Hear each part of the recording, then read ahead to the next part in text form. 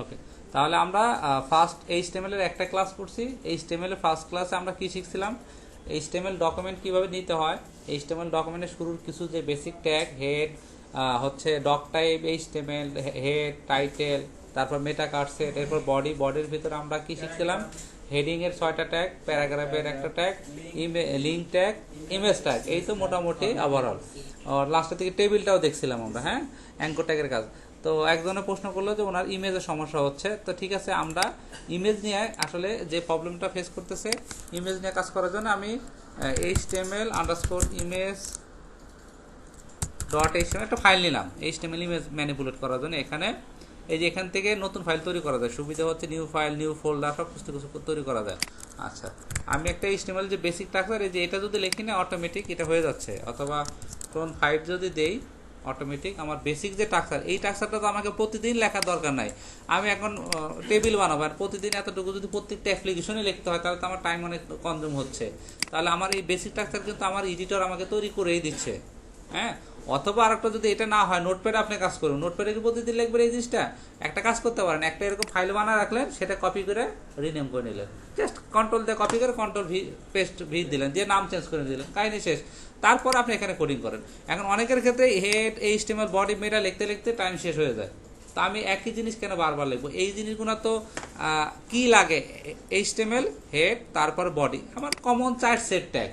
তারপরে হেডের ভিতরে অনেক কিছু আসবে, মেটার অনেক ট্যাগ আসবে, সিএসএস যখন করবেন সিএসএস এর লিঙ্কগুলো আসবে, থার্ড পার্টি যখন প্লাগ ইন ইউজ করবেন, বুটস্ট্র্যাপ ইউজ করবেন, তাদের সিএসএস আসবে। এগুলো আস্তে আস্তে আমরা ক্যাপচার করবো কিভাবে। ওকে, তো ইমেজ ম্যানিপুলেট করার জন্য, ইমেজ নিয়ে কাজ করার জন্য যে কাজটা হয়, যে ইমেজ আমরা দুইভাবে আমাদের পেজের সাথে ইন্টিগ্রেট করতে পারি। একটা হচ্ছে সরাসরি আমার লোকাল প্রজেক্ট থেকে দেখাতে পারি, অথবা ইমেজ অন্য কোনো সার্ভারে আছে সেখান থেকে একটা লিঙ্ক এনে আমার এখানে লিঙ্ক করে দিতে পারি। তো ইমেজ ট্যাগ কি একটা সিঙ্গেল ট্যাগ, তাই না? ইমেজ হচ্ছে একটা সিঙ্গেল ট্যাগ। আচ্ছা, এই যে আমি ইমেজ লেখার সাথে সাথে ট্যাব দিলাম, অটোমেটিক মানে যে ফরম্যাটিং সেটা হয়ে গেল। কেন হলো? এটার কিছু সুবিধা আছে। এখন নতুন যারা হয়, যে আমি নোটপ্যাডে যারা যদি এখন আইএমজি লিখে ট্যাব দিই তাহলে কি আসবে এরকম? অবশ্যই না। তাহলে আমাকে বুঝতে হবে যে ইমেজ ট্যাগের জন্য আমাকে এভাবে লিখতে হবে, যে less than greater than sign, তারপর আইএমজি লিখবো। আইএমজির মধ্যে দুইটা জিনিস, একটা হচ্ছে এসআরসি সোর্স, অনেকে বানান ভুল করতেছেন, সমস্যা নেই, টাইপ করতে করতে হয়ে যাবে। তারপর কি থাকে? অল্টার। এই হচ্ছে মোটামুটি ইমেজের ট্যাগের দুইটা অ্যাট্রিবিউট, একটা হচ্ছে সোর্স আর একটা হচ্ছে অল্টার। অল্টার কেন হয় সেটা নিয়ে আলোচনা করছি, যে ইমেজ না পাইলে ইমেজের বর্ণনাটা এখানে দিতে হয়। ওকে, সোর্সের এখানে আমরা যে ইমেজটা লোড করবো সেটা হচ্ছে আমার প্রজেক্টের যে ফোল্ডার, আমি কারেন্ট যে HTML ফাইলটা আছে। এখন এই কাজটা করতে গেলে অনেক ব্যাচের অনেক স্টুডেন্টের দেখি যে তারা যে জিনিসটা ফেস করে সেটা হচ্ছে যে তার HTML-টা হচ্ছে বাইরে আছে, ইমেজটা ফোল্ডারের ভিতর আছে। আবার অনেক ক্ষেত্রে ইমেজ HTML বাইরে, সে ফোল্ডারের নাম লিখে ফাইলের পাথ বলে দিচ্ছে। ভুল হচ্ছে, এটা হবে স্বাভাবিক, কাজ শেখার ক্ষেত্রে হবে। এখন আমাকে চিন্তা করতে হবে যে আমার HTML ফাইল কোথায় আছে আর ইমেজের পাথটা কোথায় আছে। কারণ হচ্ছে যখন আপনি বড় অ্যাপ্লিকেশন নিয়ে কাজ করবেন, আপনি হচ্ছে ইমেজের ভিতরে অ্যাসেট ফোল্ডার থাকবে, আবার আপনার ফাইলটাও অন্য ফোল্ডারে থাকতে পারে। তখন এইটার নিয়মটা হচ্ছে এরকম, শিখাই দেই। ধরেন আমার এখানে IMG.HTML নামে যে ফাইলটা নিয়েছি, যেটা এখন এই যে এখানে আছে, এটার ভিতর তো বাইরে একটা দেখেন pp.jpg নামে ফাইল আছে। ওকে, এখন আমি এখানে জাস্ট pp.jpg দেখেন আমার অটো সাজেশন দিয়ে দিচ্ছে, এখানে আমাকে টাইপ করার সাথে সাথে বলে দিচ্ছে যে আপনি কি এই ইমেজটা, মানে আমার কারেন্ট ডিরেক্টরিতে এই ফাইলটা আছে, যে কারণে কিন্তু সে পি লেখার সাথে সাথে সাজেস্ট করতেছে। এখন এই জিনিসটা VS কোড দেওয়ার সাথে সাথে হয় না। VS কোডের এই সাইডে আপনার একটু দেখে নেন, আমি কিছু এক্সটেনশন বলি, আপনার নোট ডাউন করে নেন। সবাই তো প্যাড ট্যাড পাইছেন না? নিয়ে আসবেন, প্যাড কলম সব নিয়ে আসবেন প্রতিদিন। কারণ হচ্ছে যে আমি যে টপিকগুলো বলি আমার পরে ক্লাস সেটা মনে নাও থাকতে পারে, যেটা বলি ইম্পর্টেন্ট মনে হয়, বা যখন বলবো যেটা নোট করে রাখেন। কোনো একটা ওয়েবসাইটের নাম বললাম, এখন ভিডিওতে আপনি তো দেখে মনে করতে পারবেন না, যদি খাতায় একটু টুকে নেন যে স্যার ওই ক্লাসে একটা ওয়েবসাইটের নাম বলছিল, সেই ওয়েবসাইটের নামটা আমি অ্যাড্রেস নিয়ে নিলাম, বাসায় যায় ওয়েবসাইটটা যখন আমি ভিজিট করলাম, তাহলে কি হবে? কেন বলছিলাম তখন সেটা মনে হবে। আর এমনি ওই মুখে মনে মনে মুখস্থ থাকবে না, যে কি বলছিলাম তখন সেটা মনে থাকবে না কারণ। ওকে, তাহলে আমরা এই VS কোড এত সুবিধা, VS কোড যদি .io দেই, VS কোড অনলাইনেও কাজ করা যায়, খুবই সুবিধা। VS code Dave, VS code online,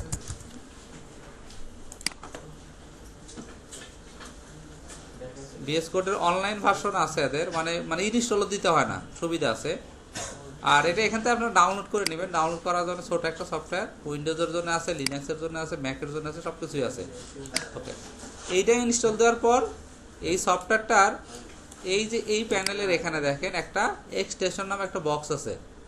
এই বক্সে ক্লিক করার পর তো আমার ওয়েব ডিজাইন করার জন্য কিছু ট্যাগ সব সময় লাগে HTML, কারণ এই VS কোড তো সব ল্যাঙ্গুয়েজেই কোড লেখা যায় এবং প্রত্যেকটা ল্যাঙ্গুয়েজে কোড লেখার জন্য সিনটেক্স মানে সিনটেক্স তো থাকে, সিনটেক্স বোঝার জন্য বা অটো কমপ্লিটেশন কেন করা হয় যে কোডার যখন কোড করতেছে তাকে যাতে হিন্টস দেয়, কাজ করতে গেলে সুবিধা হয়, আমি একটা কোড লিখছি সেটা ভুল হচ্ছে কিনা সেটা সাজেস্ট করতেছে, এরকম কিছু বেনিফিট পাওয়া যায়। এই কারণে হচ্ছে ইন্টেলিজেন্ট আইডি ইউজ করে অথবা VS কোড ইউজ করে।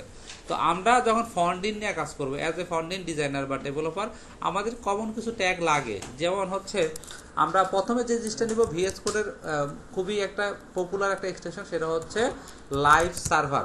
কি দেব? লাইভ সার্ভার, এইটা দিয়ে নেব। এই যে লাইভ সার্ভার অনেক কয়টা আছে দেখেন, এখানে লাইভ সার্ভার নামে অনেক এক্সটেনশন আছে, কিন্তু ফার্স্ট যে এই চিহ্ন যেটা আছে দেখেন, এই যে ঋতিক উইক ডে নামে, এটা এই যে দেখেন কত লক্ষ বার ইনস্টল হয়েছে।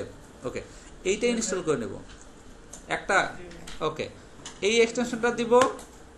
এইটা দিলে সুবিধা হচ্ছে যে আমার অ্যাপ্লিকেশনটা যে এখান থেকে লাইভ করতে পারবো। মানে লাইভ বলতে কি, একটা ক্লিক করে রান করো, ব্রাউজার অটো মানে ফোল্ডারতে রান করার দরকার নেই, এখান থেকে রান হয়ে যাবে এবং এখানে কাজ করো, সেভ দেবো, অটো রিফ্রেশ নেবে পেজ, আমাকে বারবার রিফ্রেশ করার দরকার নাই।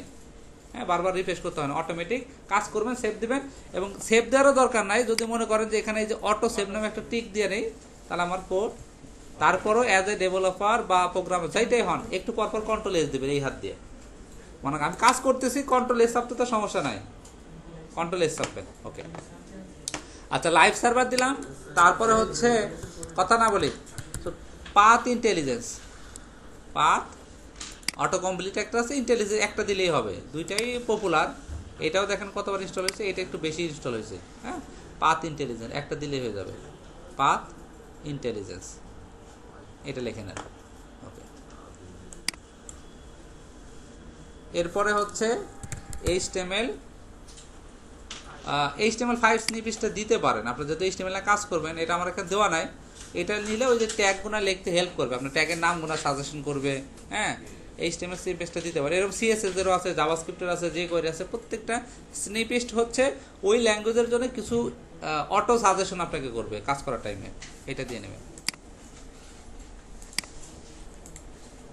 তাহলে এটি ইনস্টল দিয়ে যে ছিল না। এরপরে হচ্ছে HTML অটো ক্লোজ ট্যাগ, এই যে এখানে দিয়ে নেব অটো রিনেম ট্যাগ। আমরা অনেক টাইমে ট্যাগ লিখতে ভুল করি না, তো ট্যাগ ধরেন এখানে আমি যে অ্যাঙ্কর ট্যাগ লিখলাম, দেখাই দেই, একটা H1 লিখলাম, লরেম। এই যে লরেমটা আসলে কি ডামি টেক্সট, LOREM, ট্যাব দিলাম, একটা প্যারাগ্রাফ তৈরি হলো খুব সহজে। তার মানে আমাকে টেস্টিং এর জন্য রিয়েল কন্টেন্ট বারবার টাইপ করতে হচ্ছে না, আমি ফ্যাক্ট কিছু ডাটা, এটাকে বলা হয় ফ্যাক্ট ডাটা। তো ফ্যাক্ট ডাটা দিয়ে কি করতে পারছি, একটা টাইটেল, একটা প্যারাগ্রাফ দিয়ে যখন ডিজাইন, তো কাস্টমার যখন ক্লায়েন্ট যখন রিয়েল ডাটা দিবে তখন রিয়েল ডাটা বসাই দেবো ওখানে। কিন্তু টেম্পোরারি ডিজাইনের পারপাসে আমার একটা প্যারাগ্রাফ লেখা দরকার, এখন 10 লাইন প্যারাগ্রাফ টাইপ করবো অবশ্যই না। আমার দরকার হচ্ছে যে কন্টেন্টটা ওখানে কেমন দেখা যাবে, কি কন্টেন্ট আছে সেটা ডাজ নট ফ্যাক্টর, কন্টেন্টের কয় লাইন হবে এইগুলো দেখা দরকার। ওকে, আচ্ছা, হ্যাঁ এটা দিয়ে নেব। হ্যাঁ, অটো রিনেম ট্যাগ, আর একটা আছে auto close tag, auto close tag. আপাতত যে কটা আছে এই কটা থাক। তারপরেও এটার আরও ওই যে ডিজাইনের জন্য কিছু থিম আছে, তারপর আইকন প্যাক আছে। আপনারা বাসায় যারা যেটা করবেন, ইউটিউবে যায় VS code extension for web designer, ইউটিউবে সার্চ দেবেন, কি লিখবেন, VS code extension for web designer, বাস এটা সার্চ দিলেই অসংখ্য ভিডিও চলে আসবে। ওখান থেকে বেস্ট কি প্লাগইন সবসময় লাগে, তো আমি যে করে সাজেস্ট করলাম এটি এনাফ। তারপরে আপনারা ওখান থেকে দেখে নেবেন, মানে এটা সেট আপ করা, করা, অনেক কিছু এরকম অনেক এক্সট্রা, বাংলাতেও আছে, ইংলিশেও আছে, দেখবেন। ওকে, হ্যাঁ, ইউটিউবে এটা সার্চ দিলেই পাবেন। তো আমি যে করে দিলাম এগুলো হলে এনাফ। আমি এখানে থিম দিয়ে নিছি, আইকন দিয়ে নিছি, যেমন এই যে 5-এর আইকন দেখাচ্ছে। হ্যাঁ, ওকে, তাহলে আমরা, আর এখানে ওই যে ওয়ার্ড ড্রাইভ দেখেন, এই যে স্ক্রল বার চলে আসছে। হ্যাঁ, এখানে ভিউ তো যাব, কি আছে, অথবা অল্টার জেড দিলে হয়, অল্টার জেড দিলে, হ্যাঁ, alter Z, sorry, control Y, alter Z দিলে একবার ভিউ হবে, আবার এই যেরকম হবে। হ্যাঁ, অল্টার জেড দিলে কন্ট্রোল পি দিয়ে ক্লোজ করে দিলাম। আচ্ছা, আর একটা জিনিস সেটা হচ্ছে কি ম্যাপ। প্রত্যেকটা এডিটরের নিজস্ব কিছু কি ম্যাপ, যেমন হচ্ছে নোটপ্যাডে কি কন্ট্রোল ডি দিলে লাইন কপি হয়, তাই না?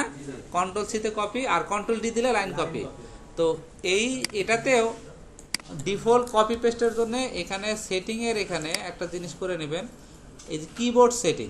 এখানে গেলে দেখবেন যে অনেক রকম সিটি আছে। আমি কপি করার জন্য কি লাগে দেখেন, এখানে সাজেশন দিচ্ছে কি করার জন্য, কন্ট্রোল সিতে কপি হয়, তাই না? আপনি এটা ইচ্ছা মতো আপনার মতো কাস্টমাইজ করে নিতে পারবেন। যদি আপনি সাবলাইমে অবস্থান, তাহলে এখানে দেখেন নোটপ্যাড অথবা সাবলাইম। আমি যদি নোটপ্যাড কি ম্যাপ লিখি, নোটপ্যাড কি ম্যাপ, এই যে নোটপ্যাড কি ম্যাপ নামে একটা এক্সটেনশন আসছে। মানে আপনি যদি নোটপ্যাডের সাথে অভ্যস্ত হন, তাহলে এটার ইনস্টল করে নেবেন। তাহলে নোটপ্যাড যেমন কন্ট্রোল ডিতে কি হয়, কপি হয়, সেম সাবলাইমের জন্য এরকম কি আছে, সাবলাইম কি ম্যাপ আছে। এই যে সাবলাইম কি ম্যাপ দেওয়া আছে। তো আমার মেশিনে আমি সাবলাইম যেহেতু অভ্যস্ত, আমি কাজ করে এই জন্য সাবলাইম দিয়ে নিছি। তো মোটামুটি 3-4টা এক্সটেনশন দিলে এনাফ, বাকিগুলো আস্তে আস্তে শিখবেন। আর একটা সেটিং লাগে, সেটা হচ্ছে এই সেটিংয়ে যাওয়ার পরে জুম লিখবেন, JOOM জুম। জুমের এখানে দেখেন মাউস হুইল নামে একটা অপশন দেওয়া আছে, এটা টিক দেওয়া থাকে না। এই টিকটা দিলে যেটা হবে, আমি কন্ট্রোল ধরে যখন স্ক্রল ঘুরাবো, কোডে জুম করতে পারবো, জুম আউট করতে পারবো। আর ফন্ট সাইজ অনেক টাইমে বড় করে লেখার জন্য সুবিধা হয়, কারণ বারবার তো আমি করবো না। এখন যেমন আমার এই কোডটা যদি রান করি, দেখায় এই যে কন্ট্রোল ধরে চাকা ঘুরাচ্ছে, দেখেন কোডটা বড় করে নিতে পারছে, মানে সুবিধার জন্য, দেখা সুবিধার জন্য। আমি ফন্ট সাইজ আপনার ডিফল্ট ফন্ট ধরেন এরকম আছে, এখন এর মধ্যে কোড করতে গেলে আপনার সমস্যা হবে না, এবার খুঁজে খুঁজে দেখতে হবে। হ্যাঁ, কন্ট্রোল জুম সেটিং করে নেবেন। এখানে সেটিংয়ে যাবেন, তাহলে জুম, মাউস হুইল জুম কি লেখা আছে, এই টিকটা দিয়ে দেবো, কন্ট্রোল ধরে টাকা ঘোরালে জুম হয়ে যাবে। আবার এটা সুবিধা আছে, অটো সিম করা যায়। আপনার মাইক্রোসফট অ্যাকাউন্ট হলে আপনি এখানে যে সেটিং করতেছেন, অন্য মেশিনে যে আবার ওটা জাস্ট লগ ইন করলে সব সেটিং আবার ডাউনলোড হয়ে যাবে। এবং হচ্ছে ভিএস কোডটা এত ইন্টেলিজেন্ট হওয়ার কারণ হচ্ছে এটা জাভাস্ক্রিপ্টে তৈরি করা, নোট.js লেখা। তো পিওর জাভাস্ক্রিপ্টে লিখছে, এই কারণে হচ্ছে অনেক ফাস্ট, এটা কাস্টমাইজ করা যায়। এবং আবার ইন্ডিভিজুয়ালি ওয়ার্ক প্লেস অনুসারে, মানে প্রজেক্ট অনুসারে রিসেট করে নেওয়া যায়। অনেক ধরনের রিঅ্যাক্টের প্রজেক্ট করে, আবার কেউ ভিউতে প্রজেক্ট করে, কেউ পিএসপিতে এটা প্রজেক্ট করতেছে। তার মানে সমস্ত প্লাগ ইন, আমার HTML এর জন্য যে প্লাগ ইন, রিঅ্যাক্টের জন্য তো সেই প্লাগ ইন না। তাহলে আমার মেশিনে আমি সব প্লাগ ইন দিয়ে নিলাম, ওয়েব ডিজাইনের জন্য দিলাম, লারাভেলের জন্য দিলাম, সবটার জন্যই দিলাম। তা আলটিমেটলি কী হবে, আমার এটা যেহেতু জাভাস্ক্রিপ্টের লেখা, যখন অসংখ্য প্লাগ ইন আপনি লোড দেবেন, কিন্তু এটা লোড নিতে সময় নেবে। যে কারণে এখানে ওয়ার্ক প্লেস বেসিসেও সেট আপ করা যায়, সেট আপ করে নেওয়া যায়। দেখুন আস্তে আস্তে আপনারা শিখে নেবেন। ওকে, তাহলে আমি যতটুকু যে কটা প্লাগ ইন বলছি, এই কটা হলে এনাফ। আচ্ছা, আমরা ছিলাম হচ্ছে ইমেজ নিয়ে, না ইমেজ বোঝাচ্ছে। প্লাগ ইন যে কোনো নাম বলছে, টুকছেন না, না টুকলে ভিডিওটা আবার দেখবেন। 4টা প্লাগ ইন, একটা হচ্ছে পাথ ইন্টেলিজেন্স, তারপরে কি auto close rename tag, auto close tag, এই তো। আর HTML স্নিপেট দিতে পারবেন, লাইভ সার্ভার, এই তো 5টা না 6টা প্লাগ ইনের কথা বলছি। ওকে, আচ্ছা, এখন ইমেজের যে জিনিসটা ছিল, যে আমরা ইমেজ লোকাল এবং গ্লোবাল 2 জায়গাতে লোড করতে পারি। আমার ফোল্ডার বাইরে এখানে এই যে সোর্সের মধ্যে যখন পি লিখলাম, সাথে সাথে পি নামে দেখেন সাজেস্ট করতেছে। আমার এখানে যত ইমেজ আছে সোর্সের মধ্যে দেখেন পি পেজ, এই যে ইনলাইন ব্লক, তার মানে আমার অটোমেটিক সাজেশন করতেছে। আচ্ছা, এখন বাহিরে আছে, আমি এখন যদি এই ইমেজটাকে ফোল্ডারে লিখি, এই যে এখানে এই ক্লাসের ভিতরে আমি কি করলাম, একটা IMG নামে ফোল্ডার বানালাম, IMG। এখন এই ইমেজটা কোথায় রাখবো, IMGর মধ্যে। এখন এখানে যদি আমি পিপি লিখি, আসবে? কারণ হচ্ছে আমার ফোল্ডারের লোকেশন কোথায়, প্রথমে লিখতে হবে ফোল্ডারের নাম IMG স্ল্যাশ, এই যে IMG ফোল্ডার। এখন যা থাকবে সব সাজেশন দিবে আপনাকে, যত ফাইলে রাখেন অটোমেটিক সব লিস্ট দেখায় দিবে। ইমেজটা দিয়ে দেবে, হ্যাঁ, অটোমেটিক চলে আসবে। এখন যদি 500 ইমেজ হয়, তাহলে সেক্ষেত্রে ওই ইমেজের নামটা তো একটু টাইপ করে দেখতেই হবে, মিসিং তো হতেই পারে। ওকে, সেই ক্ষেত্রেও যারা থিম ডেভেলপমেন্ট করে, থিমের মধ্যে স্পেসিফিক পেজের জন্য আবার ফোল্ডার করা থাকে, যে আমার লোগোর জন্য একটা ফোল্ডার, ব্যানারে স্লাইডারে যত ইমেজ হবে স্লাইডার ফোল্ডারে থাকবে, হ্যাঁ, সার্ভিসের যত ইমেজ হবে সার্ভিস ফোল্ডারে থাকবে। ওটার মধ্যে আবার কি ক্যাটাগরাইজ, মানে অর্গানাইজ করে ডাটা রাখছে। তার মানে কি হচ্ছে, স্লাইডার লিখলে স্লাইডার ইমেজগুলো আমি পাওয়া যাচ্ছি, হ্যাঁ, এরকম ভাবে রাখবো। ওকে, এই যে ইমেজ, এখন এটাকে দেখেন, এই যে লাইভ সার্ভার, গো লাইভ নামে একটা অপশন আছে এখানে, এই কর্নারে নিচে চলে আসবে। এটা যখন আমি এই লাইভ সার্ভার দিব, অথবা এখান থেকে দেখেন ওপেন উইথ লাইভ সার্ভার, তাহলে অল্টার এল অথবা অল্টার ও ক্লিক করলাম, এখন এটা বাই ডিফল্ট যে ব্রাউজার থাকবে আমার ওয়েবসাইটে, কেউ ক্রোম থাকতে পারে, কারো ফায়ারফক্স থাকতে পারে, কারো এজ ব্রাউজার, যে ব্রাউজারটা ডিফল্ট মেশিন সেট করা আছে সেটা রান হয়ে যাবে।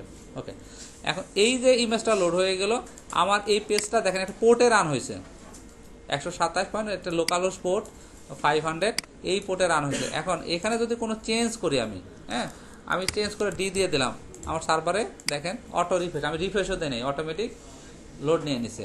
তার মানে আমি যাই করতেছি এখানে অটোমেটিক লোড নিয়ে নিচ্ছে। এখানে উইথ দিলাম হচ্ছে 150, তারপরে হাইট দিলাম হচ্ছে এই যে অটোমেটিক দেখেন আমি অ্যাট্রিবিউটের নাম একটু লিখলে বাকিটা হয়ে যাচ্ছে।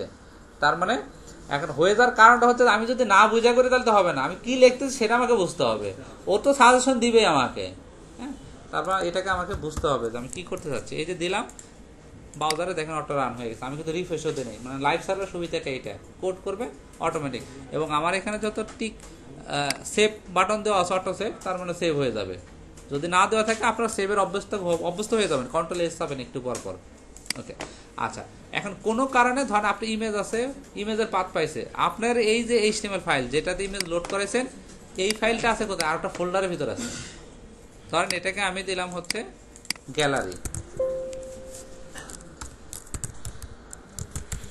নামে দিলাম, অ্যান্ড এই ফাইলটা কোথায় দিয়ে দিলাম, গ্যালারির মধ্যে দিয়ে দিলাম। এখন আমার এটা তো গ্যালারির মধ্যে ঢুকে গেছে, এই ফাইলটা তো এখন পাবে না, আমি গ্যালারিতে গেলাম, গ্যালারি, এখন এই ফাইলটাকে আবার লাইভ সার্ভারে রান করে ইমেজ পাইছে। তাহলে এখন ইমেজ আছে কোথায়, ইমেজ আছে IMG ফোল্ডারে, আমি আছি কোথায়, মানে আমি মিন এই ফাইলটা কোথায় আছে, গ্যালারিতে। তাহলে আমি ইমেজে ঢুকতে হবে, দুইজনে দুই ফোল্ডার আছে, মানে কেউ বাইরে নাই, দুইজনই যার যার ঘরের মধ্যে আছে। এখন আমি যদি তার ঘরে ঢুকতে চাই তাহলে আমার ঘরেতে বের হইতে হবে, তাহলে আমি ডট দিয়ে বের হলাম। এখন আমি কার ঘরে যাব, IMGর ঘরে যাব। এইভাবে পাথ ফোল্ডারের ভিতরে যদি ফোল্ডার হয়, কারণ আপনি একটা লোকেশন আছেন সেখান থেকে বের হতে হবে ডট দিয়ে একটা করে। যদি আরো দুইটা ফোল্ডারের ভিতরে থাকতেন তাহলে আপনাকে আবার আরো দুইটা ডট দিয়ে বের হতে হতো। এটাকে বলে ফোল্ডার পাথ, এইভাবে বের করে দিতে হবে। একটা ডবল ডট, তারপরে যদি আবার ফোল্ডার থাকে এইভাবে দুইটা ডট। এটা আপনার ব্রাউজারে এখন কিন্তু আবার ইমেজ পাইছে, ঠিক আছে। তো ইমেজ না পাইলেও আপনাকে যদি কোনো কারণে পাচ্ছে না, হ্যাঁ আচ্ছা আমি আবার একটু ব্যাকে দেই। আমি এই যে ফাইলটা এখন কোড লিখতেছি গ্যালারি HTML ইমেজ, এই ফাইলটা রাখছি কোথায়, গ্যালারির ভিতরে, তাই না। HTMLটা কোথায় রাখছি, গ্যালারির ভিতরে, আর ইমেজটা আছে কার মধ্যে, IMG ফোল্ডারে। এখন আমি ওই ইমেজটা, যে ইমেজটা IMG এর মধ্যে আছে সেটা লোড করাবো আমার ব্রাউজারে, আমার পেজে এটা ইন্টিগ্রেট করব। তাহলে আমি তো আসি হচ্ছে IMG এর মধ্যে, তাহলে আমাকে বের হয়ে ওই ফোল্ডারে ঢুকতে হবে না। এই জন্য কি ডট আমি বের হলাম, এখন ঢুকবো কার ভিতরে, IMG এর ভিতরে। IMG হোক, যে ফোল্ডারই হোক, যেখানে থেকে রুল IMG দিলেন, এখন কিন্তু অটোমেটিক যে ব্রাউজার আপনাকে সাজেশন দিয়ে দিলাম। ক্লিয়ার এবার? আর কোনো কারণে যদি তাও ইমেজ না পায়, আপনারা ভিউ সোর্স করে যাবেন। ভিউ সোর্স করে যাওয়ার পর ধরেন এই ইমেজটা পাচ্ছে না, ক্লিক করলেন, এখন এখানে লোকেশন দেখাবে। কোনো কারণে ধরেন লোকেশন ভুল করছেন আপনি, এখানে DD দিলেন। আমি এখন আমার পেজে যদি যাই, এটাকে এই যে আমি এখানে ক্লিক করলে আমার এখানে পাচ্ছে এটা গেট কন্টেন্টে, দেখেন এই যে IMG, তার মানে তখন চেক করবেন যে আমার ফোল্ডার কোথায় আছে আর আমি কোথায় আছি। ফোল্ডার পাথটা অ্যাকচুয়াল লোকেশন চেক করতে হবে যে পাচ্ছে কিনা, কেন পাচ্ছে না। হ্যাঁ সেটা থাকতে পারে, তাহলে আরেকটা ফোল্ডার নাম বলেন, এখানে এই ফোল্ডারের ভিতরে আবার নাম বলেন, এই যে ইমেজের তার আরেক ফোল্ডার আছে, তাহলে আমি আরেকটা ফোল্ডার বানালাম, এটা হচ্ছে টেস্ট। তাহলে এখন আমি এটাতে গেলাম, আমি এখন কোডে কি লিখবো, IMG এর ভিতর কি আছে, IMG, তারপর আবার কি আছে, টেস্ট আছে না, টেস্টের পরে এটা আছে, টোটাল পাথটা বলতে হবে, তাহলে ইমেজ চলবে। ওকে, আশা করি ইমেজ নিয়ে আর কারো কোনো প্রবলেম, এই যে ইমেজ কিন্তু চলে আসছে, পারবো তো নাকি? ওকে আচ্ছা, রান করার বিষয়টা হচ্ছে কোড লেখার পর এই যে এখানে গো লাইভ অথবা রাইট বাটন ক্লিক করেন, এই যে ওপেন উইথ লাইভ সার্ভার, এই ওই প্লাগ ইনস্টল দিলে এটা অটোমেটিক এখানে দেখাবে।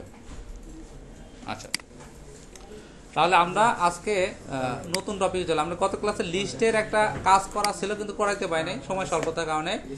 HTML লিস্ট শুরু হবে আজকে, HTML লিস্ট। তো লিস্ট আসলে কি জিনিস, লিস্ট হচ্ছে আমরা নর্মালি যখন কোনো নোট ডাউন করি 1 2 3 জায়গায় কোনো নোট ডাউন করি অথবা স্টার বুলেট নাম্বার দিই, তো আমার ওয়েব পেজেও যখন কোনো কন্টেন্ট এরকম লিস্ট করা দরকার, প্রোডাক্টে লিস্ট করা দরকার, ক্যাটাগরি লিস্ট করা দরকার, ইউজারে লিস্ট করা দরকার, তখন আমরা মূলত আসলে এই ধরনের লিস্ট ইউজ করি। তো লিস্টের জন্য 3 প্রকারের লিস্ট আছে, একটা হচ্ছে আনঅর্ডার লিস্ট, অর্ডার লিস্ট, আরটা কি ডেফিনেশন লিস্ট বা হচ্ছে ডেফিনেশন লিস্ট বলা হয়, ওটা ডিটি বলা হয়।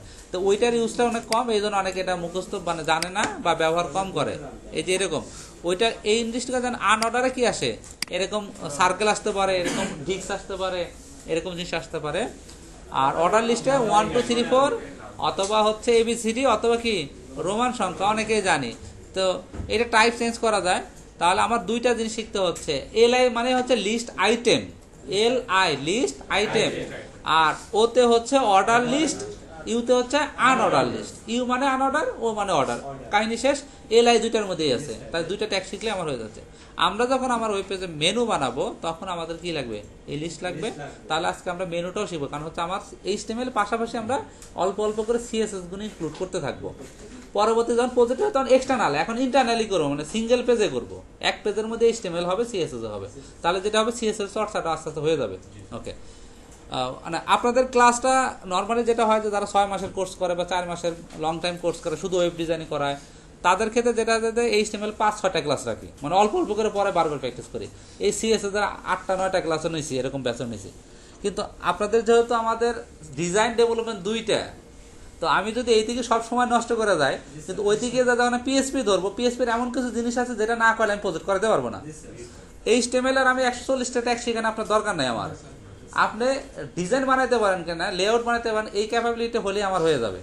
পরবর্তীতে আপনার স্কিল নিজে নিজেই বাড়বে। আপনি যখন বিভিন্ন প্রজেক্টে কাজ করবেন, বিভিন্ন চ্যালেঞ্জ আসবে, তখন আস্তে আস্তে কিন্তু ওইটার প্রবলেম পড়বেন, প্রবলেম সলভ করবেন, আপনার স্কিল ডেভেলপমেন্ট হবে। হ্যাঁ, এই কারণে আমরা এই দিকে একটু সময় কম দিলেও যাতে HTML CSS দুটো পাশাপাশি টানতে পারি। ওকে, তাহলে লিস্টের যে বিষয়টা হচ্ছে, আমরা লিস্ট করার জন্য আনঅর্ডার লিস্ট, এই যে জাস্ট UL তারপরে LI। এখন যত LI বাড়বে অটোমেটিক লিস্ট বাড়বে, আইটেম বাড়বে। আচ্ছা, লিস্টের ভিতরেও লিস্ট আসতে পারে, নেস্টেড লিস্ট বলা হয়, তাই না? আমরা নেস্টেডটা এখানে নাই, দেখাবো।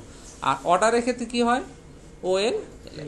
তার মানে এই যে আউটপুট, আমি কিছু কি রাখছি, এই যে চকলেট বা কেকের নাম রাখছি, 3-4টা কেকের নাম রাখছি এখানে। তাহলে এই যে এখন এই লিস্টের যে বাই ডিফল্ট যে ঘরটা আমি জুম করে দিলাম, এই যে এখানে যে স্টার মার্ক, এটাকে বলা হয় ডিক্স, DISC, ডিক্স বলা হয়, ডিফল্ট টাইপ এটা। তো এই লিস্ট ট্যাগের টাইপ নামে অ্যাট্রিবিউট আছে, টাইপ, এটা CSS এ করা যায়। আর যেহেতু টাইপ সরাসরি অ্যাট্রিবিউট, এখানে বলে দেওয়া যায় টাইপ সমান সমান, আমি যদি এখানে বাই ডিফল্ট DISC এটাই থাকে, এটা বললেও ডিক্স, না বললেও ডিক্স, এটাই থাকবে। হ্যাঁ, আচ্ছা, এটা ক্লোজ করে দিই, ডিক্স। এই যে আরেকটা টাইপ আছে, এটা alternative square, SQUAR, square. Square দিলে কি আসে দেখেন তো, এই যে 4 কোণা হচ্ছে না এখন বিষয়টা। এই যে আমি একটু জুম করে দিই, এই যে স্কোয়ার বলে এরকম আসবে। হ্যাঁ, আর আরেকটা বলা যায় হচ্ছে সার্কেল। সার্কেল বলে কি হবে, ওই ব্ল্যাঙ্কে হবে কিন্তু সাদা আর কি, এই যে সার্কেল এরকম হবে। হ্যাঁ, আচ্ছা, এই যে বাই ডিফল্ট কি থাকলো, ডিক্স, সার্কেল, স্কোয়ার। এই তিনটার বাইরেও আমরা বিভিন্ন সাইডে দেখি যে সুন্দর সুন্দর অ্যারো সাইন দেওয়া আছে লিস্টের আগে। আপনারা দেখবেন বিভিন্ন সাইডে ফুটারে সুন্দর অ্যারো সাইন বা স্টার মার্ক, বড় ধরনের ছবি। তার মানে লিস্ট আইটেমের সামনে আমরা ইমেজ ইউজ করতে পারি, অথবা ওই ফন্টসমের আইকন ইউজ করতে পারি। সেক্ষেত্রে আমাদের CSS শিখতে হবে। তো ওইটা আমরা CSS এর ক্লাসে দেখবো, কারণ ওখানে CSS এর বিফোর আফটার অনেক কিছু শেখার ব্যাপার আছে, এদিকে যাচ্ছি না। তাহলে আমাদের ডিফল্ট যে স্টাইল, এখান থেকে আমরা এখানে Ctrl+Shift/ দিলাম, এই যে কমেন্ট চলে আসলো এখানে, মানে Ctrl/ দিলে কমেন্ট হয়ে যায়। কন্ট্রোল, যে কোনো লাইন যদি কমেন্ট করা দরকার, আমরা HTML কমেন্ট তো দেখাইছি, তাই না? এই যে এইভাবে আসে, Ctrl/ দিলাম, কমেন্টের আইকন চলে আসলো, বারবার এখানেও আমাকে লিখতে হলো না। আর যদি স্পেসিফিক নির্দিষ্ট জায়গায় যদি কমেন্ট করতে চাই, সাবলাইম টেক্সটের কি ম্যাপ হচ্ছে Ctrl+Shift/, তাহলে জাস্ট ওইটুকা কমেন্ট আসলো। ওকে, তাহলে আমাদের টাইপ অ্যাট্রিবিউটের কয়টা ভ্যালু হয়, সমান সমান বাই ডিফল্ট কি থাকে। তাহলে আমরা এখানে দিলাম হচ্ছে সার্কেল, তারপরে SQ², এরপরে হচ্ছে ডিক্স is fault, circle is default, SC হবে, সরি এটা। আর ওয়েল এর ক্ষেত্রে কি হতে পারে বলেন তো? ওয়েল এর ক্ষেত্রে বাই ডিফল্ট কি আছে, 1 2 3 4 আছে না, 1 2 3 4 আছে। তাহলে এখানে টাইপ ইজ ইকুয়াল টু আমরা বলতে পারি, যদি এখানে শুধু এ লেখে, দেখেন এই যে এবিসিডি সাজেস্ট করতেছে, এ এ ছোট হাতের এ, বড় হাতের এ, রোমান সংখ্যা হতে পারে। তাহলে আমি যদি এখানে ক্যাপিটাল এ দেই, তাহলে আমার এখানে সব কি হয়ে গেল, এবিসিডি হয়ে গেল। স্মল দিলে স্মল হবে, আর হচ্ছে ক্যাপিটাল দিলে ক্যাপিটাল। সেম একই ক্ষেত্রে আমরা কি দিতে, আই দিলে আই হবে, এই যে এতটুকু। আর তাহলে এখানে এটা হবে হচ্ছে নাম্বার, তারপরে হচ্ছে এবিসিডি অথবা এ, আর হচ্ছে আই অথবা ক্যাপিটাল আই, এভাবে হতে পারে। এগুলো ভ্যালু হতে পারে। বাই ডিফল্টই 1 থাকে, হ্যাঁ, ডিফল্ট ইজ 1 আমরা এখানে দিতে পারি, 1 ইজ ডিফল্ট, কমিটে লিখে দিলাম, এভাবে লিখতে পারি। আবার এটাও ইচ্ছা করলে বাই ডিফল্ট কত থেকে শুরু হয়েছে, 1 যখন শুরু হয়েছে, আমি এখানে স্টার্ট নামে একটা অ্যাট্রিবিউট আছে, আমি যদি স্টার্ট দিয়ে দিই যে না তুমি হচ্ছে 10-এর থেকে শুরু হবা, স্টার্ট ওয়েলের স্টার্ট শুরু হবে কত থেকে, 10 থেকে, তখন এটার নাম্বারিং শুরু হবে কত থেকে, 10-এর থেকে। তো এগুলো লাগে না সচরাচর, আনটিপিটি 10-এর থেকে শুরু করার তো দরকার পড়ে না। হ্যাঁ, আপনি মাঝখান থেকে তাহলে উপর থেকে কীভাবে দেবেন, 10 দেওয়ার দরকার আছে এখানে, তাহলে স্টার্টটা দিয়ে আর একটা অ্যাট্রিবিউট কাজ করা যায়। ওকে, আচ্ছা, এরপরে আমরা এই ওএল আর হচ্ছে এলআই তো খুবই সিম্পল। আর ডেফিনেশন লিস্টটা কাজে লাগে না, কিন্তু আমরা একটু চাই না রাখি, সেটার জন্য ডিএল ডেফিনেশন লিস্ট, আর ডিটি হচ্ছে ডেফিনেশন টার্ম, আর ডিডি হচ্ছে ডেফিনেশন ডিসক্রিপশন, হ্যাঁ, বর্ণনা। এটা ওই যে আমরা ক্লাস 6 রচনা লিখতাম না, ভূমিকা লিখতাম, ভূমিকার এগেনস্টে কিছু কথা লিখতাম, 5 লাইন প্যারাগ্রাফ লিখতাম, আবার একটা শিরোনাম লিখতাম, তারপর আবার, মানে এই জিনিসটাই যেরকম আসবে আর কি, মানে স্পেসিফিক কোনো একটা নোটের এগেনস্টে, মানে ডেফিনেশন মানে কোনো কিছুর বর্ণনা করা। আর ডিটি হচ্ছে টার্ম, ডেফিনেশন টার্ম, কোন টার্মের উপর আপনি ডিসক্রিপশন লিখতেছেন, এই জিনিসটা বর্ণনা করার জন্য মূলত আসলে এইভাবে লিস্টটাকে সাজায়। এটা ততটা ইম্পর্টেন্ট না বা লাগেও না। আচ্ছা, এখন নেস্টেড লিস্ট কিভাবে তৈরি করে? নেস্টেড, যেমন আমরা যদি ড্রপ ডাউন মেনু তৈরি করতে চাই, আমাদের মেনুতে আমরা এখানে উপরে চলে আসি, HTML লিস্ট, অথবা নিচে দিকে আসি,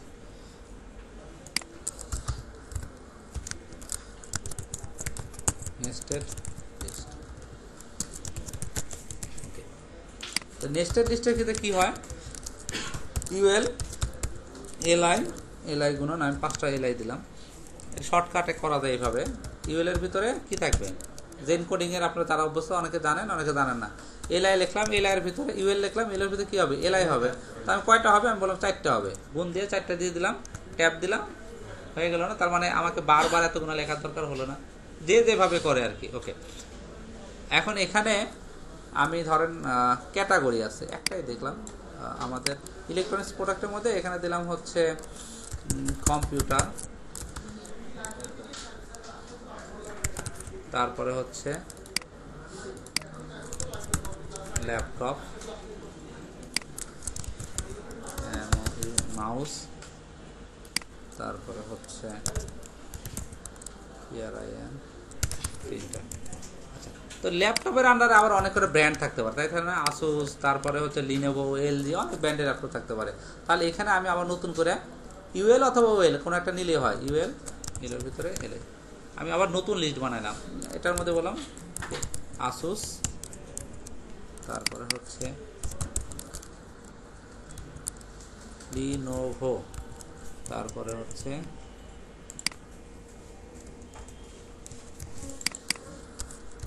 অ্যাপেল, হচ্ছে এসার। তাহলে এই যে লিস্টের মধ্যে আমরা এলআই একটা লিস্ট, তার মধ্যে ল্যাপটপের মধ্যে আবার কি করলাম, নতুন একটা লিস্ট করলাম। 1 মিনিট, যে নেস্টেড লিস্ট যখন বানালেন, আমরা এই এলআই এর ভিতরে আবার নতুন আরেকটা ওয়েল বা ইউএল এলআই নিলাম, ওয়েলও নিতে পারি, সমস্যা নাই। আবার ইচ্ছা করলে এটার আন্ডারে কি করতে হবে, আবার নেস্টেড বানাতে পারি না, জাস্ট কিছুই না, মানে যখন এটার ভিতরে আবার নতুন করে একটা জিনিস শুরু করা। আপনি যদি এসআর এর আন্ডারে আবার এটার ভিতরে কি করতে পারেন, আবার নতুন একটা ইউএল এলআই অথবা ওয়েল এলআই নিতেই পারেন, এটাকে বলা হয় নেস্টেড লিস্ট। আপনারা যখন এই যে বড় ই কমার্স সাইট বানাবে তখন মেনুগুনা category, sub category, child category বন্ধ থাকে, তখন আমাকে কিন্তু লিস্টের ভিতরে লিস্ট নিয়ে আসতে হয়। ওকে, তাহলে আশা করি লিস্ট নিয়ে আপনি করবেন। তো আমরা লিস্ট দিয়ে একটা মেনু বানাই দিই আমাদের ওয়েবসাইটে, সিম্পল একটা বেসিক মেনু বানানো শিখবো আজকে, যে লিস্টের মাধ্যমে কীভাবে আমরা মেনু তৈরি করতে পারি। ওকে, তো আমরা আমাদের পেজের শুরুতে চলে যাই একবার। এখানে আমরা নতুন একটা লিস্ট নিলাম, এল এর মধ্যে আমি 5টা নিলাম। আর লিস্ট অবশ্যই মেনু যেতে থাকে, তাহলে কি লিঙ্ক হবে না, তাহলে অ্যাঙ্কর ট্যাগ হবে। ওকে, আমি কি করলাম আবার একটু বলি, যে এর ভিতরে এল নিব কয়টা, 5টা। আর এল এর ভিতরে আবার কি থাকবে, অ্যাঙ্কর ট্যাগ থাকবে। তো অ্যাঙ্কর ট্যাগ দিয়ে এবার দিয়ে দিলাম, সরাসরি একবার লেখা হয়ে গেল না, কাজটা সহজ হলো। হ্যাঁ, যারা জানি না তারা আপনাদের মতো করে লেখেন, আমি তো লিখতে সমস্যা নাই। আমি যখন কাজ জানি, আমার কাজ দ্রুত করতে এভাবে নিলাম, এইভাবে করা যায়।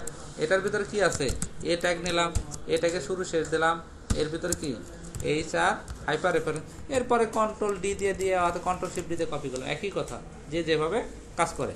ওকে, তার মানে এখানে আমরা তাহলে হোম, তারপরে হচ্ছে অ্যাবাউট, পোর্টফোলিও, ব্লগ, এরপর হচ্ছে কন্ট্যাক্ট। এই যে আমাদের হচ্ছে এটা একটা মেনু, একটা সিম্পল মেনু না, আনঅর্ডার লিস্ট। এখন কি আছে, একটা আনঅর্ডার লিস্ট আছে। এখন মেনু করতে গেলে, যেমন আমরা W3 স্কুলে গেলে সুন্দর একটা মেনু দেখতে পাই তাদের ওয়েবসাইটে। এই যে সুন্দর, যখন এখানে যাচ্ছি চিকোমান দেখেন একটা মেনু সুন্দর করে দিয়ে রাখছে, এটা ব্ল্যাক কালারের মেনু। আবার যেটা অ্যাক্টিভ সেটাকে আবার এখানে হোভার করে দেখেন সবুজ কালারের এখান দিয়ে আছে। আমি এটা ক্লিক করলে এটা লোড হচ্ছে। তো এই ধরনের মেনু যদি আমি তৈরি করতে চাই, একটা লাইন, তো মেনুর টাইপ কি, বিভিন্ন টাইপের মেনু হয়, অনেক টাইপের মেনু, আমরা পরে এগুলো নিয়ে আলোচনা করবো। হরিজন্টালি মেনু, এটা কি হরিজন্টালি লম্বালম্বি মেনু। আবার কি আছে ভার্টিক্যাল, সাইড বার, এটাও কিন্তু মেনু, এটাও মেনু, এটা হচ্ছে ভার্টিক্যাল মেনু। হ্যাঁ, আবার অনেক ক্ষেত্রে এখানে একটা আইকন থাকে, ক্লিক করলে সাইড থেকে মেনু লোড হয়। হ্যাঁ, অবশ্য যে কোনো সাইড থেকে লোড হচ্ছে। হ্যাঁ, অনেক টাইপের হয়। তাহলে আমাদের এখানে এরকম যদি আমরা W3 স্কুলে এরকম মেনু বানাতে চাই, তো প্রথমেই দেখেন যেহেতু আনঅর্ডার লিস্ট এবং হচ্ছে অ্যাঙ্কর ট্যাগ লিখলে কি আসে, আন্ডারলাইন আসে না নিচে, মানে এই ট্যাগের মধ্যে কিছু লিখলেই একটা আন্ডারলাইন আসবে, এটা হচ্ছে ডিফল্ট। এই ট্যাগের বিহেভিয়ারই এটা, নিচে আন্ডারলাইন থাকবে। আবার আমি ইচ্ছা করলে প্যারাগ্রাফের নিচে কি আন্ডারলাইন দিতে পারি না। গত ক্লাস হয়েছে ইনসার্ট INC নামে একটা ট্যাগ শিখছিলাম, আন্ডারলাইন আসে না। হ্যাঁ, ইউ দিলেও হয়, ইউতেও আন্ডারলাইন আসে বা ইনসার্টে আসে। হ্যাঁ, তো আবার বাই ডিফল্টে দেখেন এখান থেকে জায়গা ছাড়ছে, মানে ডিফল্ট ইউএলএ কি থাকে, ডিফল্ট মার্জিন পায়, মার্জিন প্যানিং পায়। তো আমরা যখন নতুন লেআউটে নেব, লেআউটে তো আর এই মার্জিনটাকে রাখবো না, রাখবো না। তো সর্বপ্রথম কাজ হচ্ছে এটাকে, লিস্টটাকে দূর করে দেওয়া। আচ্ছা, এখন এখানে অনেক মেনু হতে পারে, এটা হেডার মেনু, ফুটার মেনু, সাইড মেনু। তাহলে আমার মেনু ওর এখানে ইউএলএক্স সরাসরি CSS না করে এটার একটা নাম দিলে বেটার হয় না? কারণ আমি যখন ইউএল লিখবো, তারপরে এই পেজে যত ইউএল আছে সব কমন ডিজাইন পেয়ে যাবে, তার হবে না। তাহলে এখানে ক্লাস দিলাম, ক্লাস হচ্ছে মেনু, সিম্পল মেনু, ন্যাপ যাই দেন দিলেন। সবাই দেখেন, পরে প্র্যাকটিস করেন, আমি কাজ করতে দিব আপনাদের। মেনুটাকে আমরা এখন ইনলাইন বা ইমবেডেড CSS করব। ইমবেডেড করার জন্য হেডের মধ্যে কি লাগে, স্টাইল ট্যাগ। স্টাইল ট্যাগের শুরু শেষ হেডের ভিতরে, কথা না বলি। এখন কাকে CSS করব, এখন তো ইউএল এর নাম কি, মেনু না। তাহলে মেনুকে ধরেন ডট CSS, ক্লাস নিলে কি নিতে হয়, ডট নিতে হয়। তাহলে MENU, মেনু। ক্লাস নিলে ডট দিতে হয়, আর যদি এখানে এটা ক্লাস আইডি নিতাম, হ্যাশ দিতে হয়। এতটুকু মনে রাখলে, CSS এর সিলেক্টর 3 প্রকার। সরাসরি নাম ধরে কল করতে পারি, আমরা এখানে ইউএল লিখতে পারতাম, কি লিখতে পারতাম, ইউএল। কিন্তু যখন ইউএল লিখবেন, আপনার ওয়েব পেজে যত ইউএল থাকবে সব কিন্তু এক জায়গায় হয়ে গেল, মানে সবাই সিলেক্ট হয়ে গেল। কিন্তু আমার সবার ডিজাইন তো একরকম হবে না। এই জন্যে আমরা কি লিখতে পারি, ক্লাস অথবা আইডি। আইডিটা মূলত হচ্ছে জাভাস্ক্রিপ্ট নিয়ে কাজ করার জন্য বেশি ইউজ হয়, অত স্পেসিফিক ইউনিক আইডেন্টিফায়ার হিসাবে কাজ করার জন্য। আচ্ছা, আর ক্লাসটা হচ্ছে যে একটা ডিজাইন যদি 10 জায়গায় লাগে, তখন আমরা এক ক্লাস দিয়ে 10 জায়গায় করে দিতে হয়। শুধু ক্লাস যেমন বুটস্ট্র্যাপে কি সব করে রাখছে, ক্লাসের নাম বলে হয়ে যায় এরকম। তাহলে আমরা এখানে সবসময় ক্লাসটাই বেশি ইউজ করব, স্পেসিফিক ক্ষেত্রে আমরা আইডি ইউজ করবো। তাহলে ক্লাস লিখলে কি দিতে হয়, ক্লাসের নামের আগে ডট। এখন এখানে আপনি মেনু লিখবেন না আপনার নাম লিখবেন, সেটা হচ্ছে আপনার ব্যাপার, সমস্যা নাই। কিন্তু কিছু স্ট্যান্ডার্ড তো ফলো করা উচিত। এখন আমি মেনুর জায়গায় আমার নাম লিখে CSS করে দিলাম, CSS তো হবে, কাজ তো করবে। কারণ এখানে যা লিখবেন যা লিখবেন সেটাই এখানে লিখবেন, এ লিখলে এ লিখবেন, বি লিখলে বি লিখবেন, কিন্তু মিনিংফুল হওয়া উচিত তো, যে আমি মেনুর সিএসএস করতেছি না ফুটারে সিএসএস করতেছি, হ্যাঁ পরে যাতে অন্য কেউ বুঝতে পারে। ওকে, তাহলে প্রথম যে কাজটা হচ্ছে লিস্টটাকে দূর করে দেওয়া সিএসএস এর মাধ্যমে। সেটার জন্য একটা প্রপার্টি, সিএসএস এ কি থাকে, প্রপার্টি, আর থাকে প্রপার্টির ভ্যালু থাকে। হ্যাঁ ওকে, তাহলে লিস্ট স্টাইল দেখেন না, টাইপ করার সাথে সাথে চলে আসছে list style type, list style type অথবা লিস্ট স্টাইল, একটা বললেই হয়, দুইটার এইটা অথবা এইটা, হ্যাঁ একটা বললেই হয়। ওকে, আপনার ফোন আসছে। তাহলে লিস্ট স্টাইল অথবা টাইপ যে কোনো একটা বললেই হয়। লিস্ট টাইপ আমি এখানে সার্কেল বলতে পারি, তারপরে ওই যে ডিস্ক, এইগুলো কিন্তু এখান থেকে বলতে পারি, টাইপ না ইউজ করে সিএসএস ইউজ করে বলতে পারি। আমি যদি এখানে সার্কেল বলতাম, দেখেন তো আপনার এই মেনুর এইখানে সার্কেল হয় কিনা, সার্কেল হয়েছে, তার মানে আমরা টাইপ দিতেও পারি, আবার কি করতে পারি, বাদ দিতে পারি। বাদ দেওয়ার জন্য কি লিখতে হবে, এখানে নাম লিখতে হবে, মানে আমি যা আছে সেটা দরকার নাই, কোনোটাই দরকার নাই। এখন কি হলো, লিস্টটা চলে গেছে, লিস্ট চলে গেছে। আচ্ছা, এখন এই যে ডিফল্ট যে মার্জিন পেজের থেকে কি আসছে, এখানে তো অনেক জায়গায় সরে আসছে না, আমার ডিজাইনে তো দরকার নাই মার্জিন, তো আমরা কি করতে পারি, ডিফল্ট যে মার্জিন আছে সেই মার্জিনটাকে কি করবো, জিরো করে দিব। তার ওদিকে যে মার্জিন আছে সেটাকে জিরো করে দিলাম। এখন দেখি তো হয়েছে, শুধু মার্জিন জিরো করলে হবে না, এর প্যাডিংও জিরো করতে হবে, প্যাডিং জিরো, মার্জিন জিরো। দেখেন তো এখন কিন্তু পেজ বরাবর আছে, তার মানে ডিফল্ট যে বিহেভিয়ার ছিল সেটা আউট হয়ে এলো। যেমন আমরা এই ওয়ানের কি ডিফল্ট মার্জিন থাকে, প্যাডিং থাকে উপরে নিচে, হ্যাঁ এরকম। এখন এটা কি, এখন কিন্তু এটা ভার্টিক্যাল মেনু, এটার ভিতরে এই যে এর যে আন্ডারলাইন আছে এটা উঠাই দিতে পারি আমরা। তাহলে এ আছে কার ভিতরে বলেন তো, এল এর ভিতর না, এল আছে কার ভিতরে, ইউএল এর ভিতরে, মানে মেনুর ভিতরে। এখন মেন কথা হচ্ছে, কারণ ইউএল তো নাম নাই, ইউএল এর নাম কি মেনু, তাহলে মেনুর ভিতরে কি আছে, এলআই আছে, তাহলে এলআই ধরলাম। তারপরে এলআই এর ভিতর কি আছে, এল আছে, এটাকে বলা হয় নেস্টেড সিলেক্টর, এটাও সিলেক্টর নেস্টেড। তার মানে আমার ওয়েব পেজে যত এ থাকে থাক, সমস্যা নাই, এই মেনুর আন্ডারে, আরে এত ফোন আসে। নেস্টেড সিলেক্টর সুবিধাটা হচ্ছে যে আমার ওয়েব পেজে যত জায়গায় এলআই থাক এ থাক সেটা শর্ত না, শুধু এটার আন্ডারে যেটা আছে সেইটাই ডিজাইন ইফেক্ট করবে। তাহলে আমার এখানে এই যে এর যে ডিফল্ট আন্ডারলাইন আছে এটাকে আমরা উঠাই দেওয়ার জন্য একটা প্রপার্টি আছে, কেউ বলতে পারবেন, টেক্সট ডেকোরেশন নাম। তাহলে অনেকে জানে, আবার অনেকে আমরা জানি না। এই টেক্সট ডেকোরেশন এইটা দ্বারা কি করা যায়, আন্ডারলাইন দেওয়াও যায়, দেওয়া যায় না, নান মানে থাকবে না, আন্ডারলাইন দিতে পারি, ওভারলাইন দিতে পারি, সলিড করতে পারি, অথবা লাইন থ্রো নামে একটা অপশন আছে। ওই যে আমরা ডেল ট্যাগ দেখছিলাম গত ক্লাসে, ডেল মানে কি কেটে দেয় লেখা, তো আমি ইচ্ছা করলে যদি লাইন থ্রো দিই, হ্যাঁ সরি লাইন থ্রো, তাহলে কি হবে, আমার এই যে এই লাইনগুলো প্রত্যেকটা মাঝখান থাকে। তার মানে সিএসএস দ্বারাও কি, ওই ডেল ট্যাগ যদি আমি ইউজ নাও করি, সিএসএস দ্বারা বলে দিতে পারি একটা প্যারাগ্রাফের সব কি করে দাও, তুমি কেটে দাও লাইন, অথবা ওই যে স্প্যান ট্যাগ নিয়ে, তার মানে এই টেক্সট ডেকোরেশনটা লাইন থ্রো করা যায়। অথবা যদি ওভারলাইন দেই তাহলে কি হবে, বাইরে বলতে আন্ডারলাইন আছে, ওভারলাইন দিলে কি হবে, উপর দিয়ে যাবে, এখন লাইনটা কোথায় যাবে, মাথার উপর দিয়ে যাবে। ওকে, তাহলে আমরা এটা আনটেক্সট ডেকোরেশন। এখন আমাদের এখানে কোন পার্সপেক্টিভ ইউজটা কি, ইউজ কেসটা হচ্ছে নান, মানে আমার দরকার নাই, এখানে কোনো জায়গায় যদি দরকার হয় দিব ওই টেক্সট ডেকোরেশন দিয়ে। এখন অনেক জায়গায় হয় না যে এই প্যারাগ্রাফে এইটুকু আন্ডারলাইন করে, মানে হাইলাইট করে দেওয়া, তাহলে আমি এই লেখাটুকু একটা স্প্যান ট্যাগের মধ্যে নিয়ে টেক্সট ডেকোরেশন আন্ডারলাইন দিয়ে দিলাম, তার মানে আমার প্যারাগ্রাফে সব না, যতটুকু স্পেসিফাই করবো ততটুকু আন্ডারলাইন হবে। ওকে, তাহলে এতটুকু হইলো। এখন মেনু তো আমার কিন্তু ভার্টিক্যাল ল্যাব হয়েই গেছে, আলটিমেটলি ভার্টিক্যাল ল্যাব হয়ে গেছে। আমি যদি ব্যাকগ্রাউন্ড দিতে চাই ব্যাকগ্রাউন্ড দিতে পারি, কিন্তু হরিজন্টাল ল্যাব যদি বলি এইভাবে, তাহলে এখন কি করতে, এই এলআইটা কি ব্লক এলিমেন্ট না, আচ্ছা আমরা গত ক্লাসে বলছিলাম যে কিছু ট্যাগ হচ্ছে ব্লক, কিছু ট্যাগ কি ইনলাইন। যেমন আপনাদের এখানে দেখাই দেয়, যেহেতু এটা আসছে ব্লক এলিমেন্ট, ব্লক HTML এ দুই টাইপের ট্যাগ হয়, একটা হচ্ছে ব্লক, একটা হচ্ছে ইনলাইন। ইনলাইন মানে হচ্ছে যখন কোনো ট্যাগের কন্টেন্টের ভিতরে দেই ততটুকুই আউটপুট, যতটুকু তার দরকার। কিন্তু কিছু এলিমেন্ট, যেমন এই ট্যাগগুনা block element, address, article, aside, এগুলো লেখা আউটপুট দেখলে বুঝতে পারেন, মুখস্থ করার কিছু নাই। তারপরে কমন যে জিনিসগুলো লাগে, ডিপ ট্যাগ, H1, প্যারাগ্রাফ, তারপরে হচ্ছে এই pre tag, section, main, table, form, এগুলো সব হচ্ছে কি ব্লক এলিমেন্ট, সব হচ্ছে ব্লক, মানে যেখানে ইমেজ ট্যাগ মানে পুরো জায়গাটা নিয়ে নেয়, যতটুকুই হোক তত। আর ইনলাইন এলিমেন্টের মধ্যে কি কি আছে, এ ট্যাগ আছে, তারপর বি ট্যাগ, এই যে A B B R abbreviation tag বলা হয় এটাকে, ভিডিও, হ্যাঁ, তারপরে B B break, button, side, code, এই যে গত ক্লাসে এগুলো দেখছো, সাইড, ইএম, আই, এই ট্যাগগুলো হচ্ছে ইনলাইন, যতটুকু দরকার ততটুকুই আউটপুট দরকার, এগুলো একটু বাসায় দেখে নেবেন আপনারা। ওকে, তার মানে এখন এই যে ব্লক এলিমেন্ট, এলাই তো ব্লক, অ্যান্ড এটাকে এক লাইনে নিয়ে আসতে হবে। অথবা আমরা আমার মেনুর একটা ব্যাকগ্রাউন্ড দিতে পারি না? তাহলে আমরা আমাদের মেনুর যদি ব্যাকগ্রাউন্ড দেই, এই যে মেনু কোনটা এটা, তাহলে এখানে দিলাম হচ্ছে বিজি ব্ল্যাকে দিলাম, ধরেন ব্ল্যাক কালার, আমার মেনু তৈরি হয়ে গেল। আর আমার লেখা কি দেখা যাচ্ছে?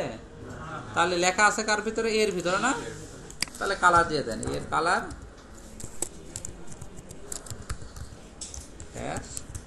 সাদা। ওই যে আমরা কালকে শিখাইছিলাম যে কালার তৈরি করার সূত্র হচ্ছে 0 থেকে 9, এ থেকে এফ, এই 16টা ডিজিটের যে কোনো 6টা অথবা যে কোনো 3টা, আর সামনে দিতে হবে কি হ্যাশ, তাহলে একটা কালার হবেই। এবং এই কালারের যদি না বুঝতে পারেন, এখন আপনি কোন কালার, ধরেন একটা টেমপ্লেট দিল, একটা ছবি দিল, ছবির ভিতরে কোন কালারটা আছে সেই কোড তো আর আপনি জানেন না, তাহলে কিভাবে ব্যবহার করেন? এর জন্য ছোট্ট একটা 11 KB একটা টুলস আছে পিক্সি নামে, আমি সিএসএস ওটা দিয়ে দেবো নি, ওইটা ক্লিক করলে তখন কোথায় মাউস ধরলে কালার কোড বের হয়েছে, HTML কোড, হেক্সাডেসিমাল কোড, সব কোডই বের হয়েছে, RGB কোড। কালার নিয়ে আমরা পরে আসতেছি। ওকে, তাহলে আপাতত জানেন যে হ্যাশের পরে 6 সংখ্যা দিলে হবে, এই 16 ডিজিটের। এখন আমাদের কালার চলে আসছে, এই যে এখন এটাকে এক লাইনে নিয়ে আসা দরকার, তাই না? এখন ব্লক এলিমেন্টে ইনলাইন করতে গেলে দুইভাবে করা যায়, একটা হচ্ছে ফ্লোট, ফ্লোট নামে একটা প্রপার্টি আছে, আর একটা হচ্ছে ডিসপ্লে, ডিসপ্লে ইনলাইন করা যায় অথবা ফ্লোট। তো আমরা দুইটা দিয়ে ট্রাই করে দেখি কি বলে। তাই ব্লকটা আছে কি এলাই না? এলাই, তাহলে প্রত্যেকটা এলাইটাকে আমার কি করা দরকার? এই যে এলাই, এলাই বললাম তুমি ডিসপ্লে ইনলাইন হয়ে যাও, ইনলাইন হয়ে যায়, এক লাইনে চলে আসো, আসছে এক লাইনে, এক লাইন হয়ে গেল, এটা দ্বারা করা পসিবল। ওকে, অথবা এটা যদি ইউজ না করে ফ্লোট, লেফট অথবা রাইট, আমরা লেফট থেকে বাম থেকে শুরু হবে, যেহেতু মেনু শুরু হচ্ছে হোম থেকে, এক সাইডে করলেই হয়। এখন এইটা যখন করছি, আমার মেনু কোথায় গেল? মেনু হারায় গেছে, তাহলে সমস্যা না? মানে এটা আছে, মানে যখন কোনো একটা এলিমেন্টে প্লট করা হয় ব্লক এলিমেন্টে, বা তখন ওই এলিমেন্টে ভাসমান অবস্থায় থাকে, তো মানে নিচের কন্টেন্ট আলটিমেটলি ওর ভিতরে ঢুকে যায়, এই কারণে ওই কন্টেন্টটাকে এখনো দেখা যাচ্ছে না। আছে আমাদের এখানেই কোথায় কোথায় আছে, এই যে এর ভিতরে আছে কিন্তু দেখা যাচ্ছে না। তাহলে এইটার সলিউশনটা কি? তাহলে এল এর প্যারেন্টকে মেনু না, তাহলে এখানে বলতে হবে কি ওভারফ্লো হিডেন, তার মানে যাই থাক সেটা হিডেন অবস্থায় থাকবে। এখন আমার মেনু ফিরে আসছে। ফ্লট করলেই হচ্ছে ওভারফ্লো, প্যারেন্টে ওভারফ্লো হিডেন দিতেই হবে যদি আপনি ফ্লট করেন। এটা ওল্ড মডেলে, এখন এইটা আরেকভাবে করা যায়। আপনি যদি এইভাবে না ইউজ করতেন তাহলে এখানে আমি এটাও দিব না, ডিসপ্লে ফ্লেক্স, ফ্লেক্সটা মডার্ন টেকনোলজি, আমি যদি ডিসপ্লে ফ্লেক্স দিতাম,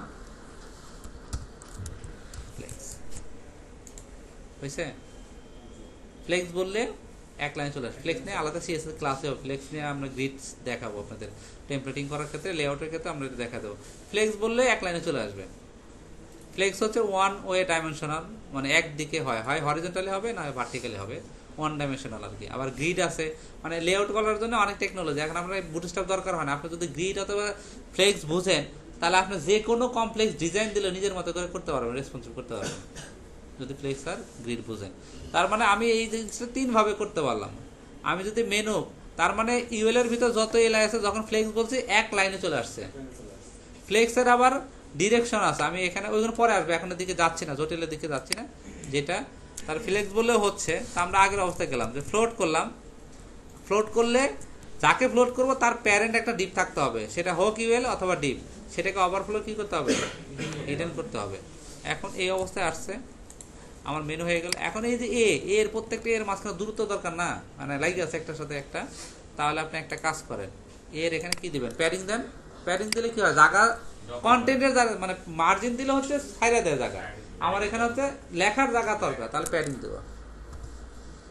প্যাডিং, প্যাডিং কত পিক্সেল দেই? ডানে বামে দিলাম হচ্ছে 12 পিক্সেল, উপরে নিচে দুইটা। আমার প্যাডিং হয় কয় দিকে? 4 দিকে, টপ রাইট বটম লেফট, মানে ক্লকওয়াইজ, টপ বটম রাইট। তো আমি দিলাম হচ্ছে 2টা। এখন কি হলো বলেন, আমাকে বলেন যে এই প্যাডিংটা কোন দিকে কত পিক্সেল পাবে? উপর নিচে 12, ডানে বামে 16। আমি যদি আরেকটা মান দেই, এখন এখন কি হবে তাহলে, মানে 4 দিকে হয়, আমি 3 দিকে দিলাম, বাকিটা এখন তাহলে আরেকটা ম্যানেজ করবো কিভাবে? তাহলে ফার্স্ট মান হচ্ছে টপ, সেকেন্ডটা লাস্টেরটা হচ্ছে বটম, মানে মিডিলেটা কি হবে ডানে বামে। আর যখন আপনি 3টা স্পেসিফাই করবেন তখন হচ্ছে প্রথমটা টপ, লাস্টেরটা বটম, মিডিলেরটা 2 সাইডে, আর 2টা বললে প্রথমটা টপ বটম, সেকেন্ডটা লেফট রাইট, আর একটা বলে কি চারদিকে, আর 4টা যদি ইন্ডিভিজুয়াল বলি 4 দিকের মান আলাদা। তাহলে আমার এখানে টপ বটম 12, ডানে বামে 16। আচ্ছা, ডানে বামে পাইছে কিন্তু উপরে নিচে পায় নাই কেন? ডানে বামে পাইছে না, জায়গা সাইডে দিচ্ছেন কিন্তু উপরে নিচে তো পায় নাই, কেন পায় নাই? ডিফল্ট মার্জিন আছে কিন্তু আমার এই এটা তো ব্লক না, আপনি এই লাইনটাকে ফ্লট করছেন, সে বামে সরে আসছে, কিন্তু এ তো ইনলাইন এলিমেন্ট, তো ইনলাইন এলিমেন্টটাকে আপনি প্যাডিং দিলে কখন প্যাডিং পাবে না। ইনলাইন এলিমেন্টে প্যাডিং দিতে গেলে তাকে হচ্ছে ডিসপ্লে ইনলাইন ব্লক বলে দিতে হবে, সে যে একটা ব্লকের মতো অ্যাটিটিউড করে, সে তো বাই ডিফল্ট ইনলাইন, ওই জন্য তার কি তার জায়গা নাই, উপরে নিচে সে কোনো জায়গা ধরতে পারতেছে না। আপনি যখন এটাকে ডিসপ্লে ব্লক করতে পারি, ব্লকও করলেও সমস্যা নাই, হয়েছে? উপরে নিচে জায়গা পাইছে, মানে পুরোটা এখন এটা কি, এটা ব্লক কার ভিতরে ব্লক, এল এর ভিতরে ব্লক আছে। নর্মালি ব্লক হলে কি আসতো, নিচে নিতে আসতো, কিন্তু যেহেতু আমার এলটাকে ফ্লোট করে দিছি, তার মধ্যে ওর ভিতরে যে আছে সেটা ব্লক। হ্যাঁ, কনফিউশন হওয়ার কিছু নাই, কারণ হচ্ছে এটা ব্লক নট এলআই, এলআই তো ফ্লোট করে দিছে, ও তো বামেই থাকবে সবসময়, কি পাশাপাশি থাকবে এই জন্য। অথবা আরেকটা করা যায় যে তুমি এক লাইনে থাকবা কিন্তু ব্লক আকারে থাকবা, ইনলাইন। এখন এভাবে বললে আমরা খুব সহজে যখন কোনো বাটন বানাবো, যেমন এই যে এখানে ধরেন আপনি একটা বাটন বানালেন এ দিয়ে, তো বাটন মানে তো অ্যাঙ্গল লিঙ্ক নাকি, লার্ন মোর এরকম দেখি না আমরা। এখন এইটাকে যদি আমি বাটন বানাই, ক্লাস বিটিএন, একটা নাম দিলাম, ক্লাসের নাম দিলাম বিটিএন। এখন এইটাকে যদি বাটন তৈরি করতে চাই, সুন্দর বাটন, এই যে বাই ডিফল্ট অ্যাঙ্গলটাকে কি আসছে, আর বাটনের যেহেতু আসলো, বাটনটা শিখাই দেয়, যে কোনো বাটন আপনারা বানাইতে পারবেন, অথবা বাটন ট্যাগই আছে, তাই আছে না? আমি যদি এখানে বাটন লিখতাম, বাটন একই জিনিস, বাটন বলে বাই ডিফল্ট বাটন চলে আসে, তাই আসে না? আর যদি আমি অ্যাঙ্কর ট্যাগ বানাতে চাইতাম, তাহলে প্রথম যে কাজটা এই যে বিটিএন। আচ্ছা, লাইভ সিএসএস কিভাবে করে দেখেন, আমি এটার উপর রাইট বাটন ক্লিক করে কি করলাম, ইনস্পেক্ট। লাইভে কাজ করা হচ্ছে বেস্ট, মানে হচ্ছে কারণ আপনি কি হচ্ছে লাইভ দেখতে পাচ্ছেন, আর ওখানে একবার মান বসাবেন, সেভ করবেন, ব্রাউজারে আসেন, আবার দেখেন হচ্ছে না, আবার তো বাড়াই দিলেন।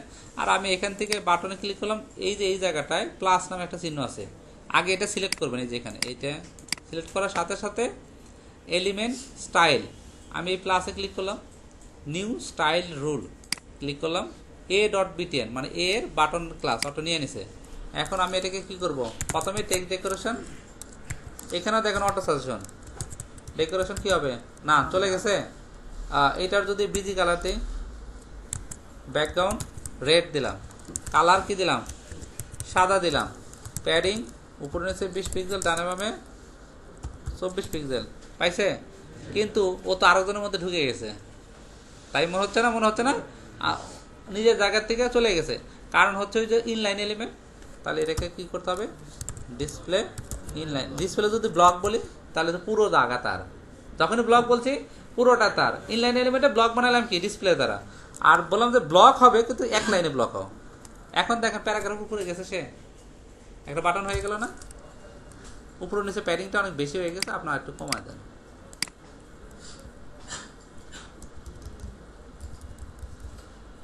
সুন্দর একটা বাটন হয়ে গেল। বাটনটাকে এই যে কর্নার গুলো একটু রাউন্ডের শেপ দেওয়া দরকার, তাহলে বর্ডার, এটা আপনারা অনেকে জানেন, অনেকে আবার কিছুই জানেন না, সমস্যা নাই। আমি এগুলো তো এই যে বর্ডার এরিয়া দিলাম 4 পিক্সেল, আমার এই যে কর্নার গুলো কি হলো একটু রাউন্ড হইলো। আমি সার্কেলও বানাইতে পারি, যদি 50% বলি তাহলে সার্কেল হয়ে যাবে, সেক্ষেত্রে হাইট উইডথ সমান হতে হবে। ওকে, তাহলে আমি 4 পিক্সেল, সুন্দর একটা বাটন হয়ে গেল। তাহলে বাটন তৈরি করার জন্য এখন এই কোডটা রাইট বাটন ক্লিক করলাম, কপি রোল, কি লেখা আছে, কপি ভ্যালু, কপি রোল লেখা আছে না, এই কপি করলেন, পুরো কোড কপি হয়ে গেছে। কপি করে এখন সিএসএস এ কি করব, পেস্ট করে দিলাম, হয়ে গেল। আর রাইট বাটন ক্লিক করে দেখেন ফরম্যাট লেখা আছে, code format, shift alter F click করলাম, কোডগুলো সুন্দর করে সাজায় দিলাম আমাকে। এখন অ্যালাইনমেন্ট করে দিল না, কার মধ্যে কি আছে সুন্দর করে দেখেন সব সাজাই দিচ্ছে করে। এটা হচ্ছে সুবিধা ভিএস কোডের। তাহলে বাটন তৈরি করা খুব ইজি। আমি যদি এখন দেখেন এই যে এটার ভিতরে এটার মধ্যে যে প্রপার্টিগুলো ইউজ করলাম, কমন যে জিনিসটা, এখানেও বর্ডার আছে, এখানেও প্যাডিং আছে, এখানেও কালার আছে, বর্ডার রেডিয়াস, ঘুরে ফিরে কিন্তু এই দিন শেষে এইগুলোই বারবার লিখবেন। কিন্তু সমস্যা হয় যে কোনটায় কি ইউজ করব সেই ডিসিশন নিতে পারি না যখন আমরা নতুন শিখি, যে এখানে কি আসলে ব্যাকগ্রাউন্ড হবে না কালার হবে, অথবা আমি প্যাডিং দিব না মার্জিন দিব, এটা মাথার মধ্যে ঢুকে না। এটা কাজ করতে করতে বুঝতে পারবেন, যত প্র্যাকটিস করবেন তত। ওকে, আমাদের মেনুর কাছাকাছি চলে আসছি। এখন এই যে এইটার মেনুর যদি ডিভাইডার থাকতো মাঝখানে একটা ডিভাইডার থাকলে ভালো লাগতো না, মানে এটার, তাহলে আমরা এলআই যে আছে প্রত্যেকটা এলআইয়ের রাইট সাইডে একটা করে বর্ডার দিয়ে দিই, রাইট বর্ডার।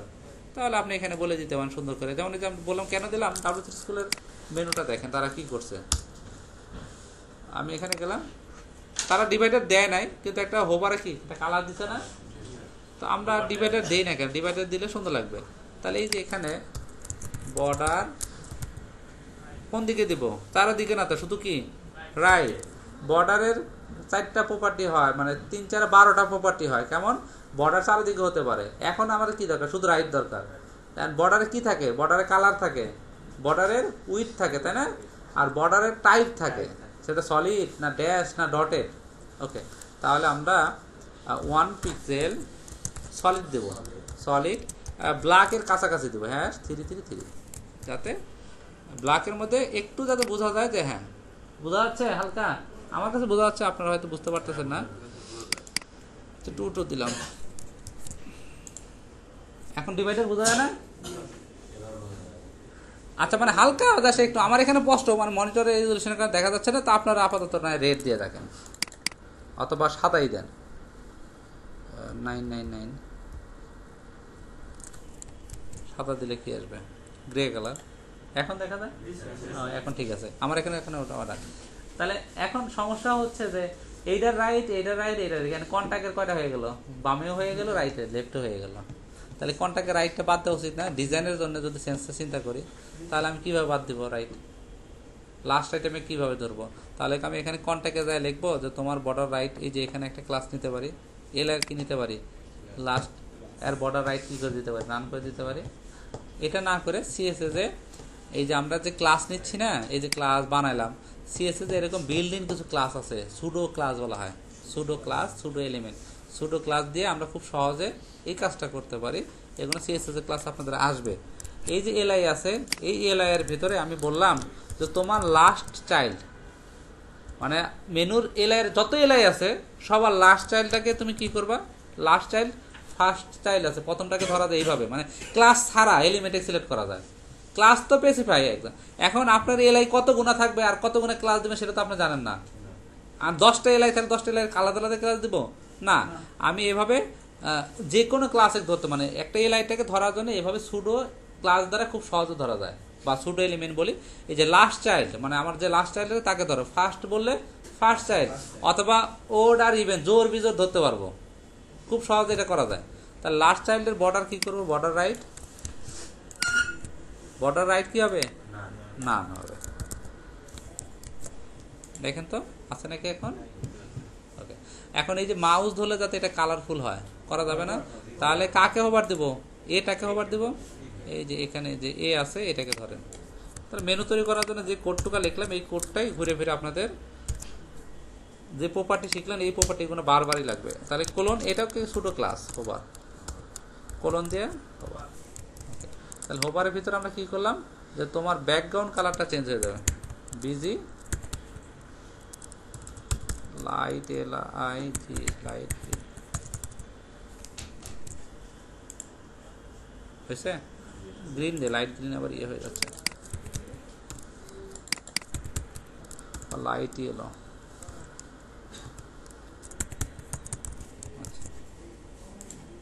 হয়েছে, সুন্দর হয়ে গেল না? তো মেনু তৈরি করতে গেলে তো কয় লাইন করে লিখলাম, হয়ে গেল মেনু। হ্যাঁ, রেসপন্সিভ মেনু যখন বানাবো তখন হয়তো আরও অনেক কাজ করতে হবে, মিডিয়া কোয়েরি করতে হবে, সেগুলো পরে। কিন্তু একটা মেনু বানাতে গেলে আবার এই যে পুরো জায়গাটাই ব্যাকগ্রাউন্ড আসলো, কারণ এটা ব্যাকগ্রাউন্ড আসার কারণ হচ্ছে পুরো মেনুর ব্যাকগ্রাউন্ড দিচ্ছি, এলআইয়ের ব্যাকগ্রাউন্ড দেয় নাই। কিন্তু আমি যদি এই এলআইটাকে ব্যাকগ্রাউন্ড, এই যে এখানে প্রথম যে মেনু বা এই ব্যাকগ্রাউন্ডটাকে যদি কাট করে এই লাইনের ভিতর দিয়ে দেই তাহলে আমার এতটুকুই হবে। বুঝতে পারলাম? বাই ডিফল্ট কিন্তু পুরো জায়গাটাই আসলে মেনু, তাই না? পুরোটাই মেনু হবে, আইটেম বাড়লে পুরোটাই মেনু। আচ্ছা, এখানে আরেকটা কাজ করা যায়। এই যে অ্যানিমেশন হচ্ছে হোভার, কালারটা মনে হয় সাথে সাথে আসছে, একটু স্মুথভাবে আসলে ট্রানজিশন ইউজ করতে হয়, তো অনেকে জানেন, কাটাকাটি করছেন। তাহলে কার উপর ট্রানজিশন হবে?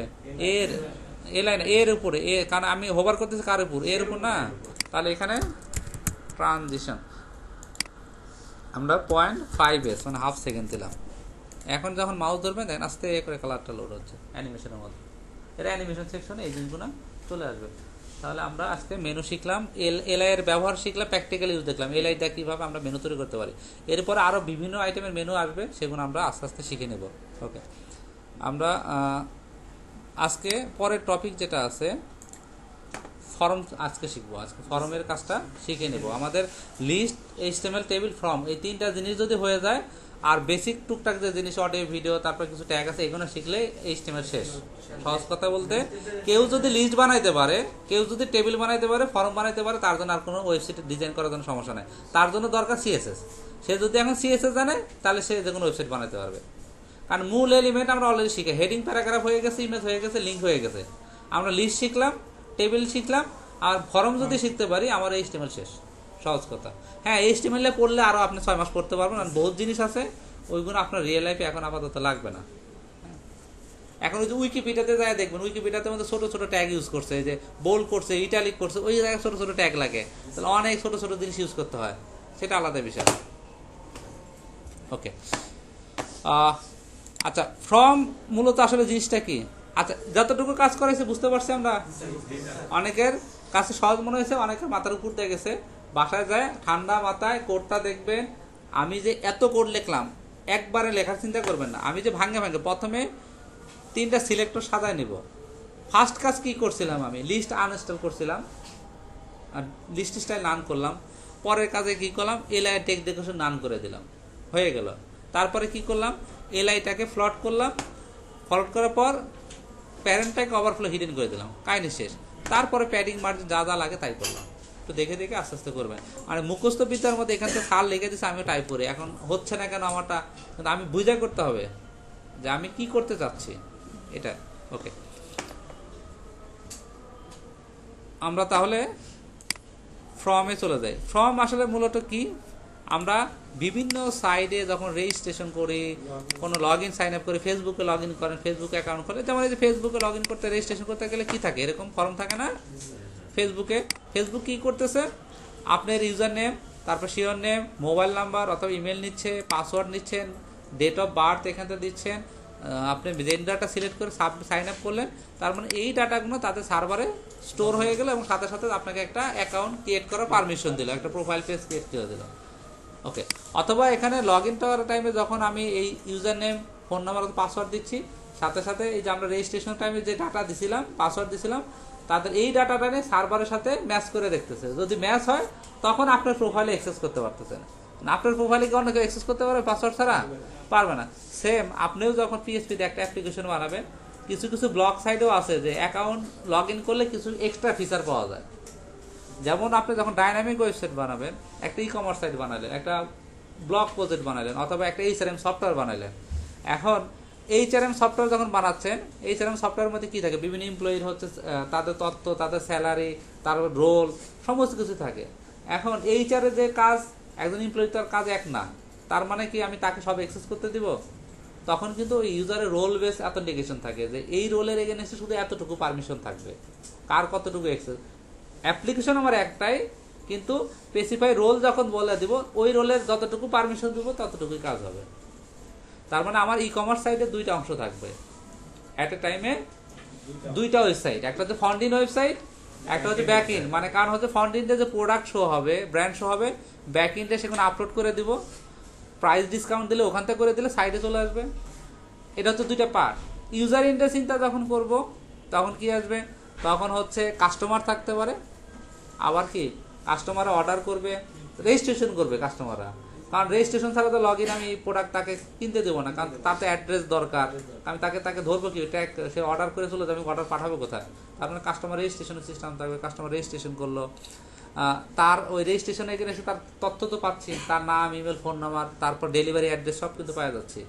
ওকে, এখন মডার্ন ওয়েবসাইটগুলো টেকনোলজিগুলো এমন হয়েছে যে ইউজারের ধৈর্য কম, মানে আমার অ্যাজ এ ইউজার হিসাবে আমি চাই যে এত ডাটা দিয়ে রেজিস্ট্রেশন করার ধৈর্য আমার নাই। এখন কি করতেছে, social media platform social log in দিচ্ছে। আমি জিমেল থাকলেই বিভিন্ন সাইটে লগ ইন করতে পারি, আমি ফেসবুক থাকলেই লগ ইন করতে পারি, এটাকে বলে সোশ্যাল লগ ইন। হ্যাঁ, পরবর্তীতে ইউজারের কাছে পরবর্তী প্রোফাইল যখন অর্ডার সে প্লেস করবে, দারাজে প্রোডাক্ট কিনতে গেলে ফোন নাম্বার দিলে হয়ে যায়, আর কিছু লাগে না। মানে ফোন নাম্বার দিলে আপনার অ্যাকাউন্ট খোলা হয়ে গেল। কারণ হচ্ছে ইউজারে যদি আমি শুরুতেই তার বংশ ডিটেল পরিচয় সব নিতে চাই, সে এত ডাটা দিবে না আমাকে। আপনার ফোন নাম্বার সবাই তো সব জায়গায় দিবে না। তাহলে কি করতে পারি, তার একটা সিম্পল একটা ইমেল অথবা একটা ফোন নাম্বার দিয়ে আমার অ্যাকাউন্টের সিস্টেমে ঢুকাই নিলাম। হ্যাঁ, তখন যে অর্ডার প্লেস করবে তখন তো সে তো তার টাকা দিতে বাধ্য, না দিলে তার প্রোডাক্ট যাবে না। এভাবে চিন্তা করতে হবে। তার মানে এই যে ইউজারের কাছ থেকে ডাটা নিচ্ছি আমরা, এই ডাটা নেওয়ার যে ইন্টারফেসটা, এই ইন্টারফেসের মধ্যে মূল যে 3টা টপিক শিখলে আমার হয়ে যায়। সেটা হচ্ছে ইউজার এখানে কি টাইপের ডাটা দিবে, সে লিখতে পারে হাতে, তারপরে সে এখানে কি ড্রপডাউন থেকে সিলেক্ট করে দিতে পারে, অথবা এখানে কি দিতে পারে, চেকবক্স। আমরা তাহলে এই যে ফর্মটা অথবা এই যে এটা দেখি, তাহলে ইউজার এখানে কি করতে পারে, লিখতে পারবে, পরেরটা কি করতে পারবে, সিলেক্ট করতে পারবে, পরেরটাও সিলেক্ট করতে পারবে। আরেকটা ফর্ম দেখালাম, আগেরটাই মনে হয়, এই যে এটা দেখে অনেক বড় ফর্ম। এই যে ইউজার এখানে টাইপ করলো, তার নাম দিল, লাস্ট নেম, ইমেল অ্যাড্রেস, এখানে ইউজার কি করবে, চেকবক্সে শুধু সিলেক্ট করবে। তার মানে ইউজার এখানে লেখার কোনো ক্ষমতা নাই। তার মানে আমাকে এই মেলে ক্লিক করলে বাই ডিফল্ট ভাবে কিছু ডাটা সার্ভারে, এই মেলের ডাটা থাকতে হবে, সেটা যাবে সার্ভারে। এই যে ড্রপডাউন থেকে ইউজার সিলেক্ট করে দিল, সেই ডাটাটাই সার্ভারে যা সেভ হবে। অ্যাড্রেস দেখেন, এই লেখাটা আর এই লেখার ঘরটা অনেক বড় না, কারণ হচ্ছে অ্যাড্রেস অথবা আপনি যখন প্রোডাক্ট ডিটেলস অথবা ব্লগ পোস্ট লিখবেন, তখন আপনাকে কিন্তু অনেক লেখা লিখতে হতে পারে। তখন আমাকে এই ঘরটা যদি এরকম ছোটো হয়, তাহলে লিখতে বুঝতে পারবো না। তো এই জন্য এটার জন্য লাগবে হচ্ছে টেক্সট এরিয়া, তাহলে টাইপ লাগতেছে একটা, আর টেক্সট এরিয়া, আর এই ড্রপডাউন, আর রেডিও বাটন। টাইপের মধ্যে সবই এখানে ইনপুট টাইপ আসতেছে টেপে।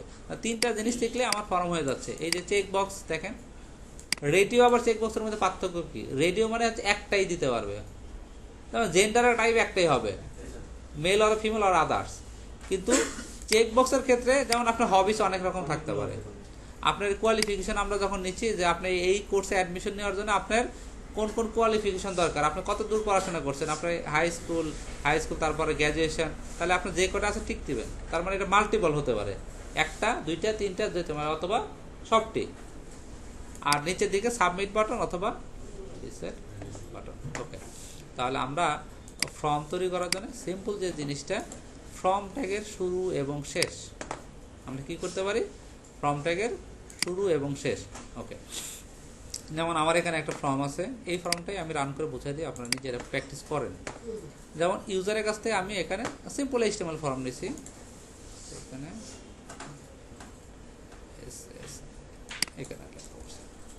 ওকে, ফর্ম ট্যাগের শুরুতে যে জিনিসটা থাকে, এই ট্যাগের এখানে এইগুলো যদি আমি নাও দিই, এইগুলো আসলে কি, এটা আগে জানা দরকার। কারণ হচ্ছে অ্যাজ এ ডিজাইনার হিসেবে শুধু ফর্ম এরকম ইন্টারফেস বানায় দিলেই হবে না, এই ফর্ম থেকে তো ডাটা নিয়ে আমাকে কাজ করতে হবে। আপনি যখন ব্যাকএন্ডে PHP নিয়ে কাজ করবেন, কারণ আপনার কাজটা হচ্ছে এই ডাটাটা যাতে আমার সার্ভারে যায়। তাহলে আমার ফর্মের এই ট্যাগের কিছু অ্যাট্রিবিউট আছে যেগুলো ম্যান্ডেটরি। প্রথম যে অ্যাট্রিবিউট সেটা হচ্ছে অ্যাকশন, তারপরে হচ্ছে মেথড, আরেকটা জিনিস লাগে ইনস টাইপ। এটা কি আমি এখন প্রত্যেকটার ব্যাখ্যা বলে দিই। সেটা হচ্ছে অ্যাকশন হচ্ছে এই ফর্ম সাবমিট করলে কোন পেজে অ্যাকশনটা প্রসেস হবে, ডাটাটা কোথায় যা প্রসেস হবে, অ্যাকশনের মধ্যে সেই পেজের নাম হতে পারে, সেই লিঙ্ক হতে পারে, যে এই সাবমিট করলে ইউআরএল এ যা ডাটাটা ওখানে প্রসেস হবে, সেটা process.php অথবা action.php যে কোনো নাম হতে পারে।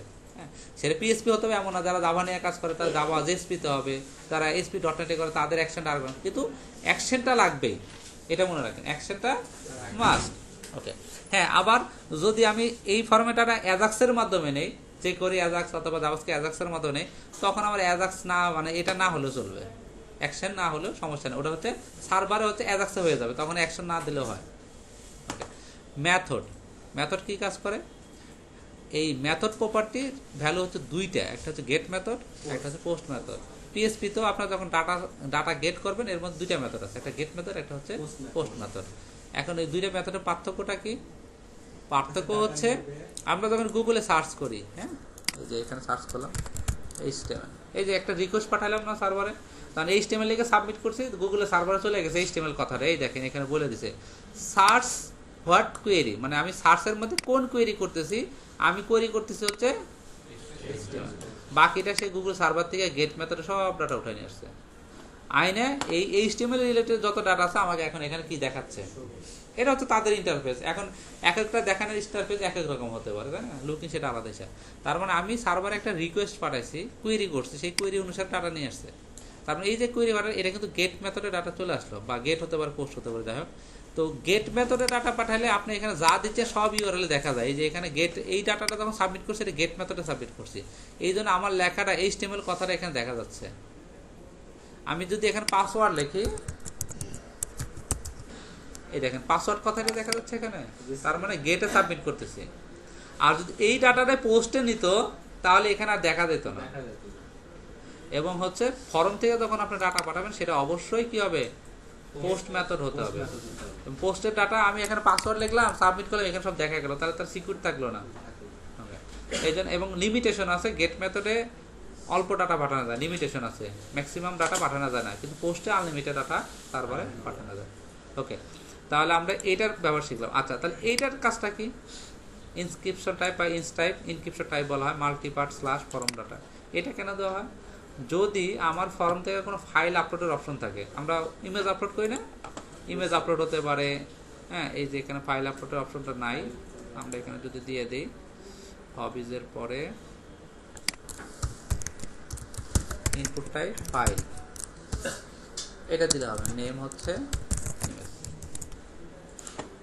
এই যে এখানে চলে আসে চুজ করা অপশন, ফাইল বলার সাথে সাথে চুজ করা একটা অপশন, চুজ করা মানে ফাইল আপলোড, সেটা হোক ইমেজ, হোক পিডিএফ, হোক ডক টাইপ, যে কোনো সার্ভারের বিভিন্ন প্রয়োজনে বিভিন্ন, আমরা পিডিএফ আপলোড করি না, হ্যাঁ তো পিডিএফ ফাইলও করতে পারি। এখন এই যে ফাইলটা নিচ্ছি এখান থেকে, আমি একটা ফাইল দিলাম বা ভিডিওই দিলাম, এই যে এখন এটা যখন সার্ভারে যাবে, আমি যদি এইটা না দিই আমার ফর্মে, এটা না দিলে সার্ভারে ওই ডাটা যাবে না, এটা না দিলে কোনোভাবেই ফাইল সার্ভারে যাবে না, মানে আপলোডই হবে না। কারণ এই ফাইলের যে একটা ফাইলের সাথে 5টা অ্যারে থাকে, মানে 5টা আইটেম থাকে, ফাইলের নাম থাকে, ফাইলটা কোন টাইপের, তারপরে হচ্ছে ফাইলের সাইজ কত এমবি, হ্যাঁ তারপরে ফাইল কোথায় থেকে আপলোড হচ্ছে সে লোকেশন থাকে, আবার ফাইল ইরর জেনারেট হচ্ছে কিনা কোনো কারণে আপলোড হতে, এরকম 5টা অ্যারে রিটার্ন করে, এটা পিএইচপিতে দেখবেন আপনারা। ওকে, তার মানে আমরা জানলাম যে ইনস টাইপটা কখন দিতে হয়, ফর্ম ফাইলে যদি কোনো আপলোড অপশন থাকে তাহলে এটা দিতেই হবে। তাহলে ফর্মের এই 3টা অ্যাট্রিবিউট কিন্তু মাস্ট। তারপরে ফর্মের নাম থাকতে পারে, আইডি থাকতে পারে, সেটা আলাদা হিসাবে ভ্যালিডেশনের জন্য, ওই কোনো অপশনাল। এই 3টা জিনিস মাস্ট মাথায় রাখবেন। ওকে, আমি এটা না দিলেও ফর্মে কোনো ইম্প্যাক্ট পড়বে না, আমি যদি আলটিমেটলি এটা একটা কেটেও দেই তারপরেও আমার ডিজাইনে কোনো ইম্প্যাক্ট পড়বে না, কিন্তু পড়বে না, কিন্তু প্রপার যেটা কাজ সেটা শিখতে। ওকে, তাহলে ফর্মের ট্যাগে শুরু শেষ শিখলাম, কি কি লাগে, কি কি ব্যাখ্যাটা বললাম। এখন শিখার বেলা হচ্ছে আমি ইউজারের কাছ থেকে কি ডাটা নেব, আমি একটা বুঝে দিলে বাকিটা বুঝবেন। ইনপুট টাইপ কি, এই ট্যাগটা কি ইনলাইন ট্যাগ না, inline tag, input type text, বাকি কাটটুকা আমি এটা বললাম না, ধরেন এখানে বললাম না। তাহলে কি এখানে লুকিং এর কোনো পার্থক্য আছে? দেখেন তো, না কোনো পার্থক্য নাই, তো এখানে তো লেখার অপশন চলে আসছে, মানে ইনপুট টাইপ টেক্সট বলে টেক্সট লিখতে পারবে, হ্যাঁ নাম্বারও লিখতে পারবে। আর ইনপুট টাইপ যদি এখানে নাম্বার বলতাম, এই যে এখানে, তার মানে এখানে কি লিখতে পারে ইউজার, তার মানে এবিসিডি লিখতে পারতেছি না আমি, এই যে টাইপ করতে হচ্ছে না, কিন্তু 1 2 3 দেই, তার মানে টাইপ দ্বারা আবার কি স্পেসিফাই করতেছে কোন টাইপের ডাটা দিতে পারবে। তাহলে এরকম HTML এ ইনপুট টাইপ লিখে কিছু টাইপ জানতে হবে, যে ইনপুট টাইপ টেক্সট নিব না পাসওয়ার্ড নিব। যেমন ইমেলের ক্ষেত্রে কি লিখতে হবে, ইনপুট টাইপ ইমেল, পাসওয়ার্ডের ক্ষেত্রে ইনপুট টাইপ পাসওয়ার্ড, এইগুলা কয়েকটা জিনিস আপনারা মুখস্থ রাখতে পারবেন। ওকে, তাহলে আমি আগের অবস্থায় আবার যাই, এই যে অবস্থাটা ইনপুট টাইপটা কি ছিল, টেক্সট ছিল, আর আরো কিছু জিনিস ছিল এটার ভিতরে, নেম ছিল, আইডি ছিল, প্লেস হোল্ডার ছিল, রিকোয়ার্ড ছিল। এইগুলা কেন, এটা ছাড়া কি আমার ডিজাইনে, এটাই যে এটা দিলাম, এটা দেওয়ার পরে কি ডিজাইন কোনো ইফেক্ট পড়ছে? যা ছিল তাই। হ্যাঁ, এখানে যে প্লেস হোল্ডার, প্লেস হোল্ডার কি কাজ করে? ইউজার ফ্রেন্ডলি, মানে ইউজার কি ডাটা লিখবে এখানে আমি যদি বলে দেই তার জন্য এটা বেশ সুবিধা, কি টাইপ করবো সেটা বলে দেবে। অনেক ক্ষেত্রে ফর্মের এখানে যে যে এটাকে বলা হয় লেবেল, মানে এই ফিল্ডের একটা আইডেন্টিফায়ার, এটা নাও থাকে না তখন। এই যে আপনারা দেখলেন যে ফেসবুকের ফর্মে কি এরকম নাই, শুধু খালি এখানে লেখা আছে ফার্স্ট নেম আর শিওর নেম, তাই তো অনেক টাইপের হতে পারে, সেটা ফ্যাক্টর না। কিন্তু আমি যখন পিএসপির জন্য ফর্ম বানাবো আমাকে নেম কথাটা দিতেই হবে, মানে এই ফিল্ডের যে একটা নাম আছে এই নামের মধ্যে কি লিখতে সেই ডাটাটাই তো আমার সার্ভারে যাবে। আমি যদি এখানে নেম না লিখি তাহলে হবে? তার মানে প্রত্যেকটা ফিল্ডের নাম অ্যাট্রিবিউট মাস্ট এটা থাকবে। তারপরে আইডিটা কেন দেওয়া হয়? এই আইডি হচ্ছে অনেক টাইমে ফর্ম ভ্যালিডেশন, জাভাস্ক্রিপ্টে ভ্যালিডেশন করতে গেলে আইডি ধরে করতে হয়, হ্যাঁ, অথবা ক্লাস ধরেও করা যায়। ক্লাস যেহেতু এখানে নাই ডিজাইনের ক্ষেত্রে, আর ফরটা ইউজ করা হয় যে আইডির জন্য, এই যে আইডি ফর, তার মানে এটা কেন ইউজ হয়? এই যে নেমের উপর ক্লিক করলাম না, দেখেন ফোকাস হচ্ছে, ফোকাস করার জন্য। লেবেল হচ্ছে এই ফিল্ডের লেবেল, এই ফরের মাধ্যমে এটাকে বোঝাই দিচ্ছে যে আপনি এটা ক্লিক করতেছেন, ফোকাস করতেছেন, এতটুকু। আর বাকিটা কি রিকোয়ার, মানে এটা দিতেই হবে। তো এখন অনেক টাইম আমি যদি ডেভেলপার মনে করি যে আমি এটাকে সাবমিট করবো, এটা সারাই সাবমিট করবো, ওই যে বলতেছে প্লিজ ফিল আউট দিস, তো আমি এটাকে বন্ধ করে দিতে পারি না? এখানে গেলাম, এটাকে ডিলিট করে দিলাম, দিয়ে এখন সাবমিট করতে পারি না?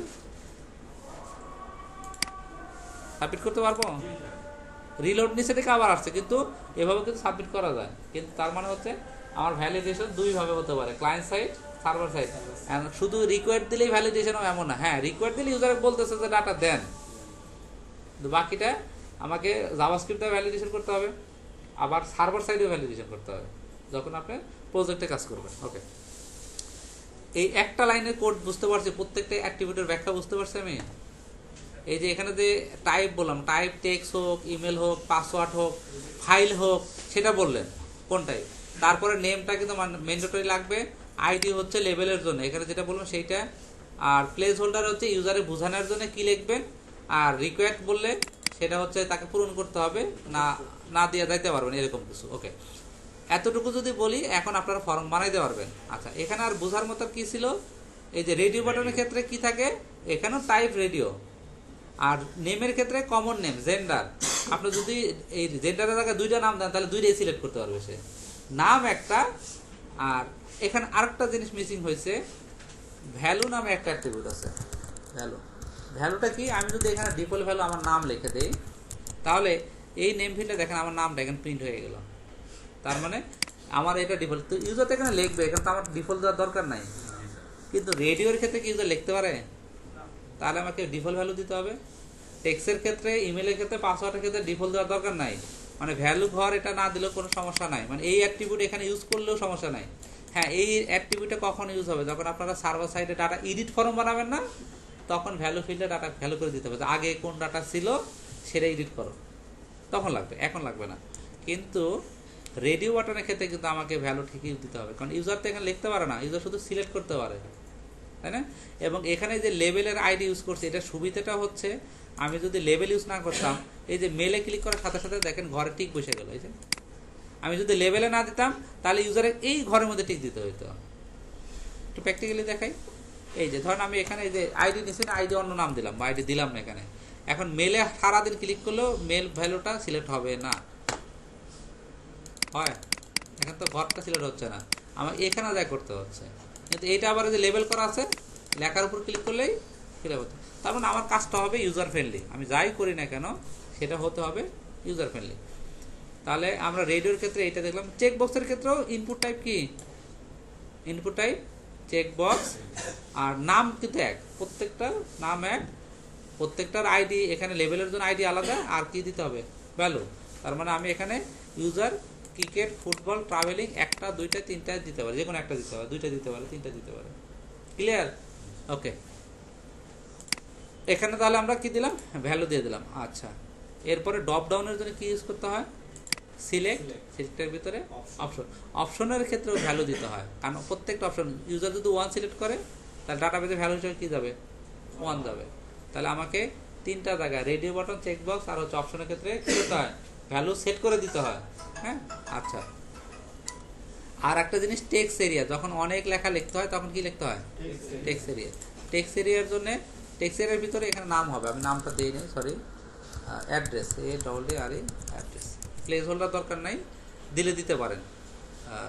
আর এই রোজ আর কলাম কি বোঝায়? টেক্সট এরিয়ার অ্যাট্রিবিউট। রো মানে হচ্ছে ঘরটা কত বড় হবে, রো হলে নিচের দিকে, কলাম হলে ডান দিকে হরিজন্টালি। তার মানে আমি বলছি যে টেবিলে রো হবে কয়টা? 10টা। আমি যদি 5টা বলি ঘরটা ছোট হবে, আর যদি কলাম সংখ্যা 30 বলি আমার ঘরটা আলটিমেটলি কি হবে? ছোট হয়ে গেল না? হ্যাঁ, এটা টানাও যায়, বড় করা যায়, তাই না? বড় করা যায়, প্রয়োজনে সে ট্রাক করে নিয়ে বড় করে লিখতে পারবে, সমস্যা নেই। কিন্তু এটা আবার বন্ধও করা যায় সিএসএস দ্বারা। হ্যাঁ, রিসাইজ নাম করে দিলে হয়ে যায়।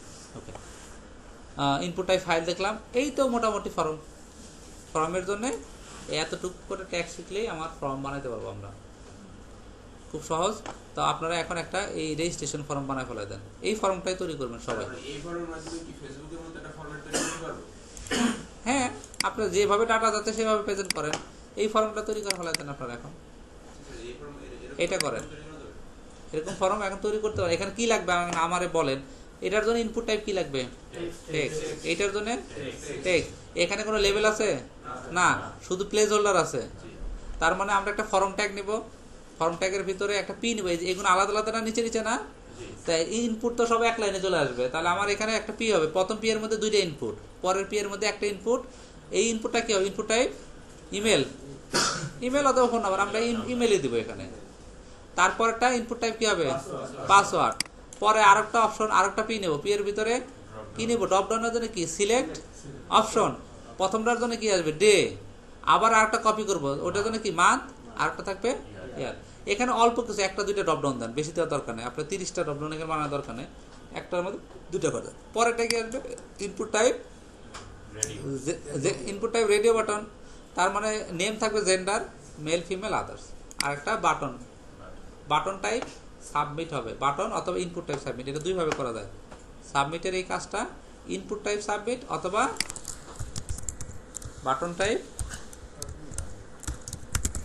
এখানে submit, log in, sign up অনেক কিছু থাকতে পারে, কিন্তু টাইপটা এটা হবে, টাইপ মাস্ট এটা হবে। এই টাইপ যদি সাবমিট না বলে, এই ফর্মতে সারাদিন ক্লিক করলে ফর্মতে ডাটা যাবে না। টাইপ সাবমিট হতে হবে, ফর্মের টাইপ। হ্যাঁ, এই যে কোনো একটা ইউজ করলেই হয়, দুইটার যে কোনো একটা ইউজ করলে হয়।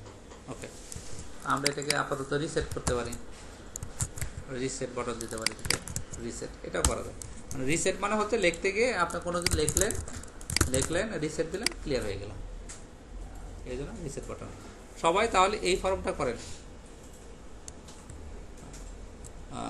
এটা করার আগে আমি আর 2টা টপিক দেখাই দিয়ে যাই, যেহেতু নামাজে যাব। এই নামাজের ব্রেকে আপনারা কাজটা শেষ করবেন।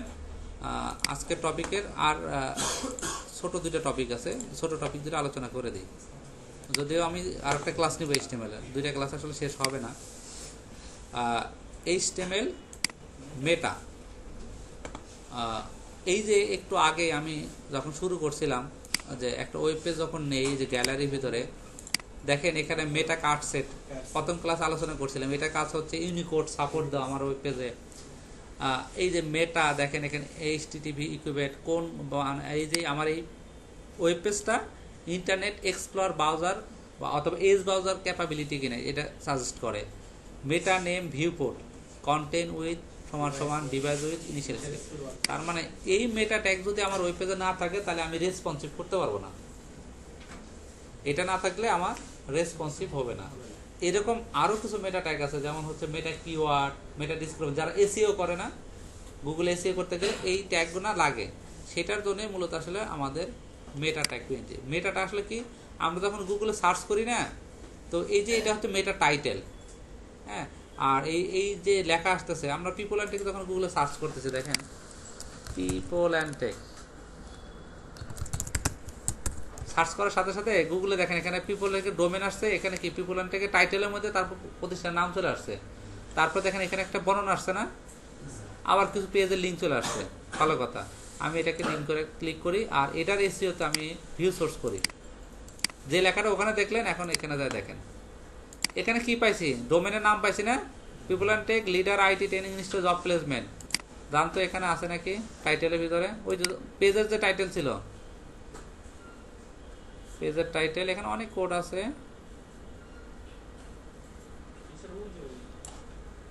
মেটা এটা তো আছে নিচে নিচে টাইটেল কই এই যে আছে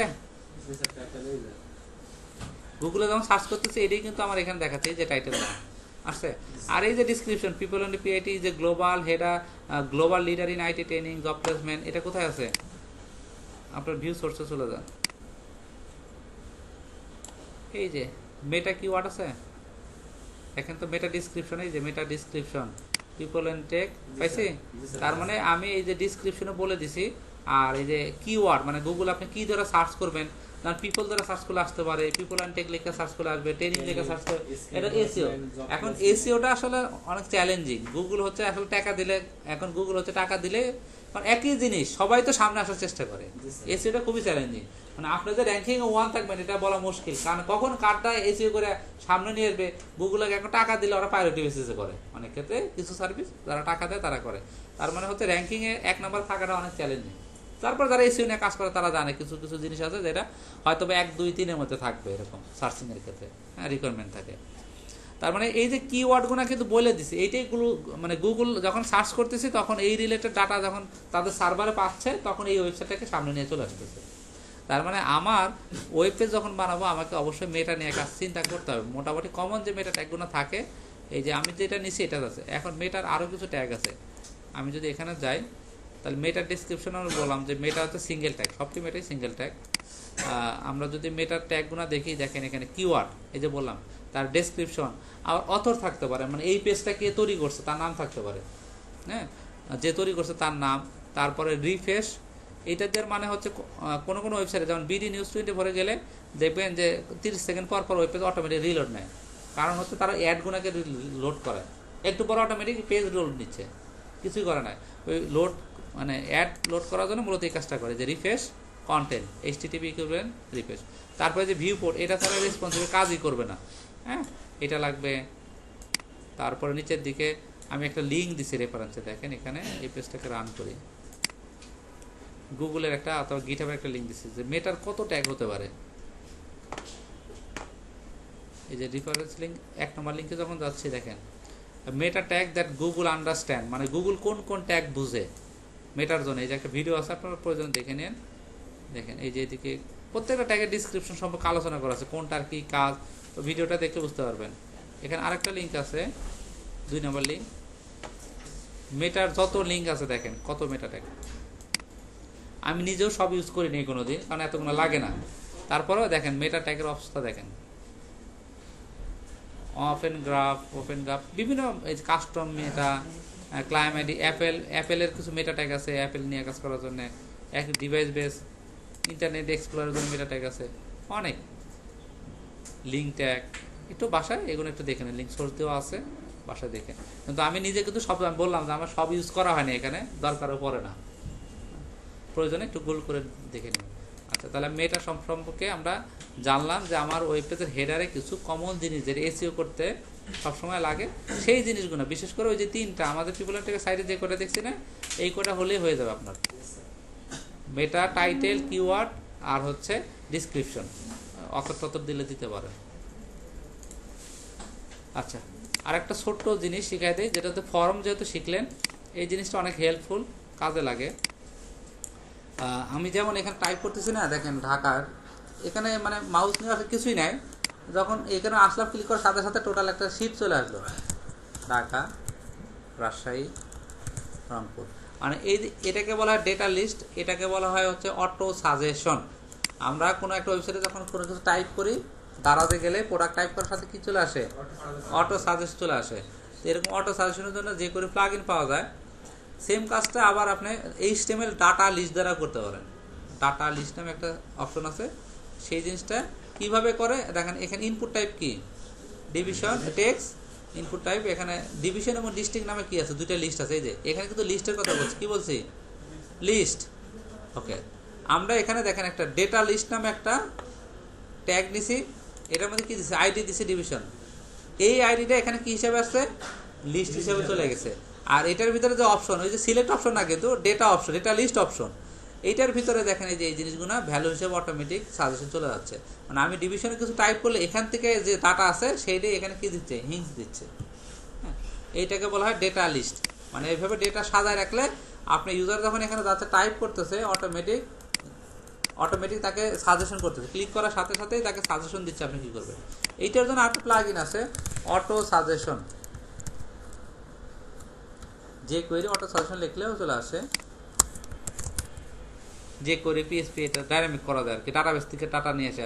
মানে আপনার ইউজারে যখন রেজিস্ট্রেশন করি গিটহাবে দেখবেন, গিটহাবে হচ্ছে যদি আপনার নামে ইউজার নিয়ে নেয় তাহলে ওটা পায় না। গুগল জিমেল খুলতে গেলেই পায় কি অলরেডি একজন নিয়ে নিছে, তাই না, ওইরকম দেখায়। তার মানে হচ্ছে আপনার সিস্টেমে যখন কেউ এন্ট্রি দিচ্ছে ওই রিলেটেড ডাটা যদি হয় টাইপ করার সাথে সাথেই তাকে অ্যাজাক্সের মাধ্যমে সার্ভারে যাচ্ছে, বলে দিচ্ছে যে এই ডাটা অলরেডি আছে, নতুন ডাটা নেয়। তখন এই জিনিসটা অটো কমপ্লিটটা অনেক হেল্পফুল। এটা একটু দেখবেন। ওকে, তাহলে আজকের টপিক এতটুকুই। আপনারা এখন এই ফর্মটা কন্ট্যাক্ট করবেন, এই ফেসবুকের যে পেজটা আছে এটা করবেন। এটা করে এগুলো দরকার নেই, ডিজাইন কোনো দরকার নেই, জাস্ট একটা টাইটেল নেন, H1 নেন, একটা প্যারাগ্রাফ নেন, আর এই ফর্মটা বানায় দেন। আমার ডিজাইনের দরকার নেই, বাটন টাটন কালার দরকার নেই, কেউ পারলে করে না পারলে না করেন। আচ্ছা।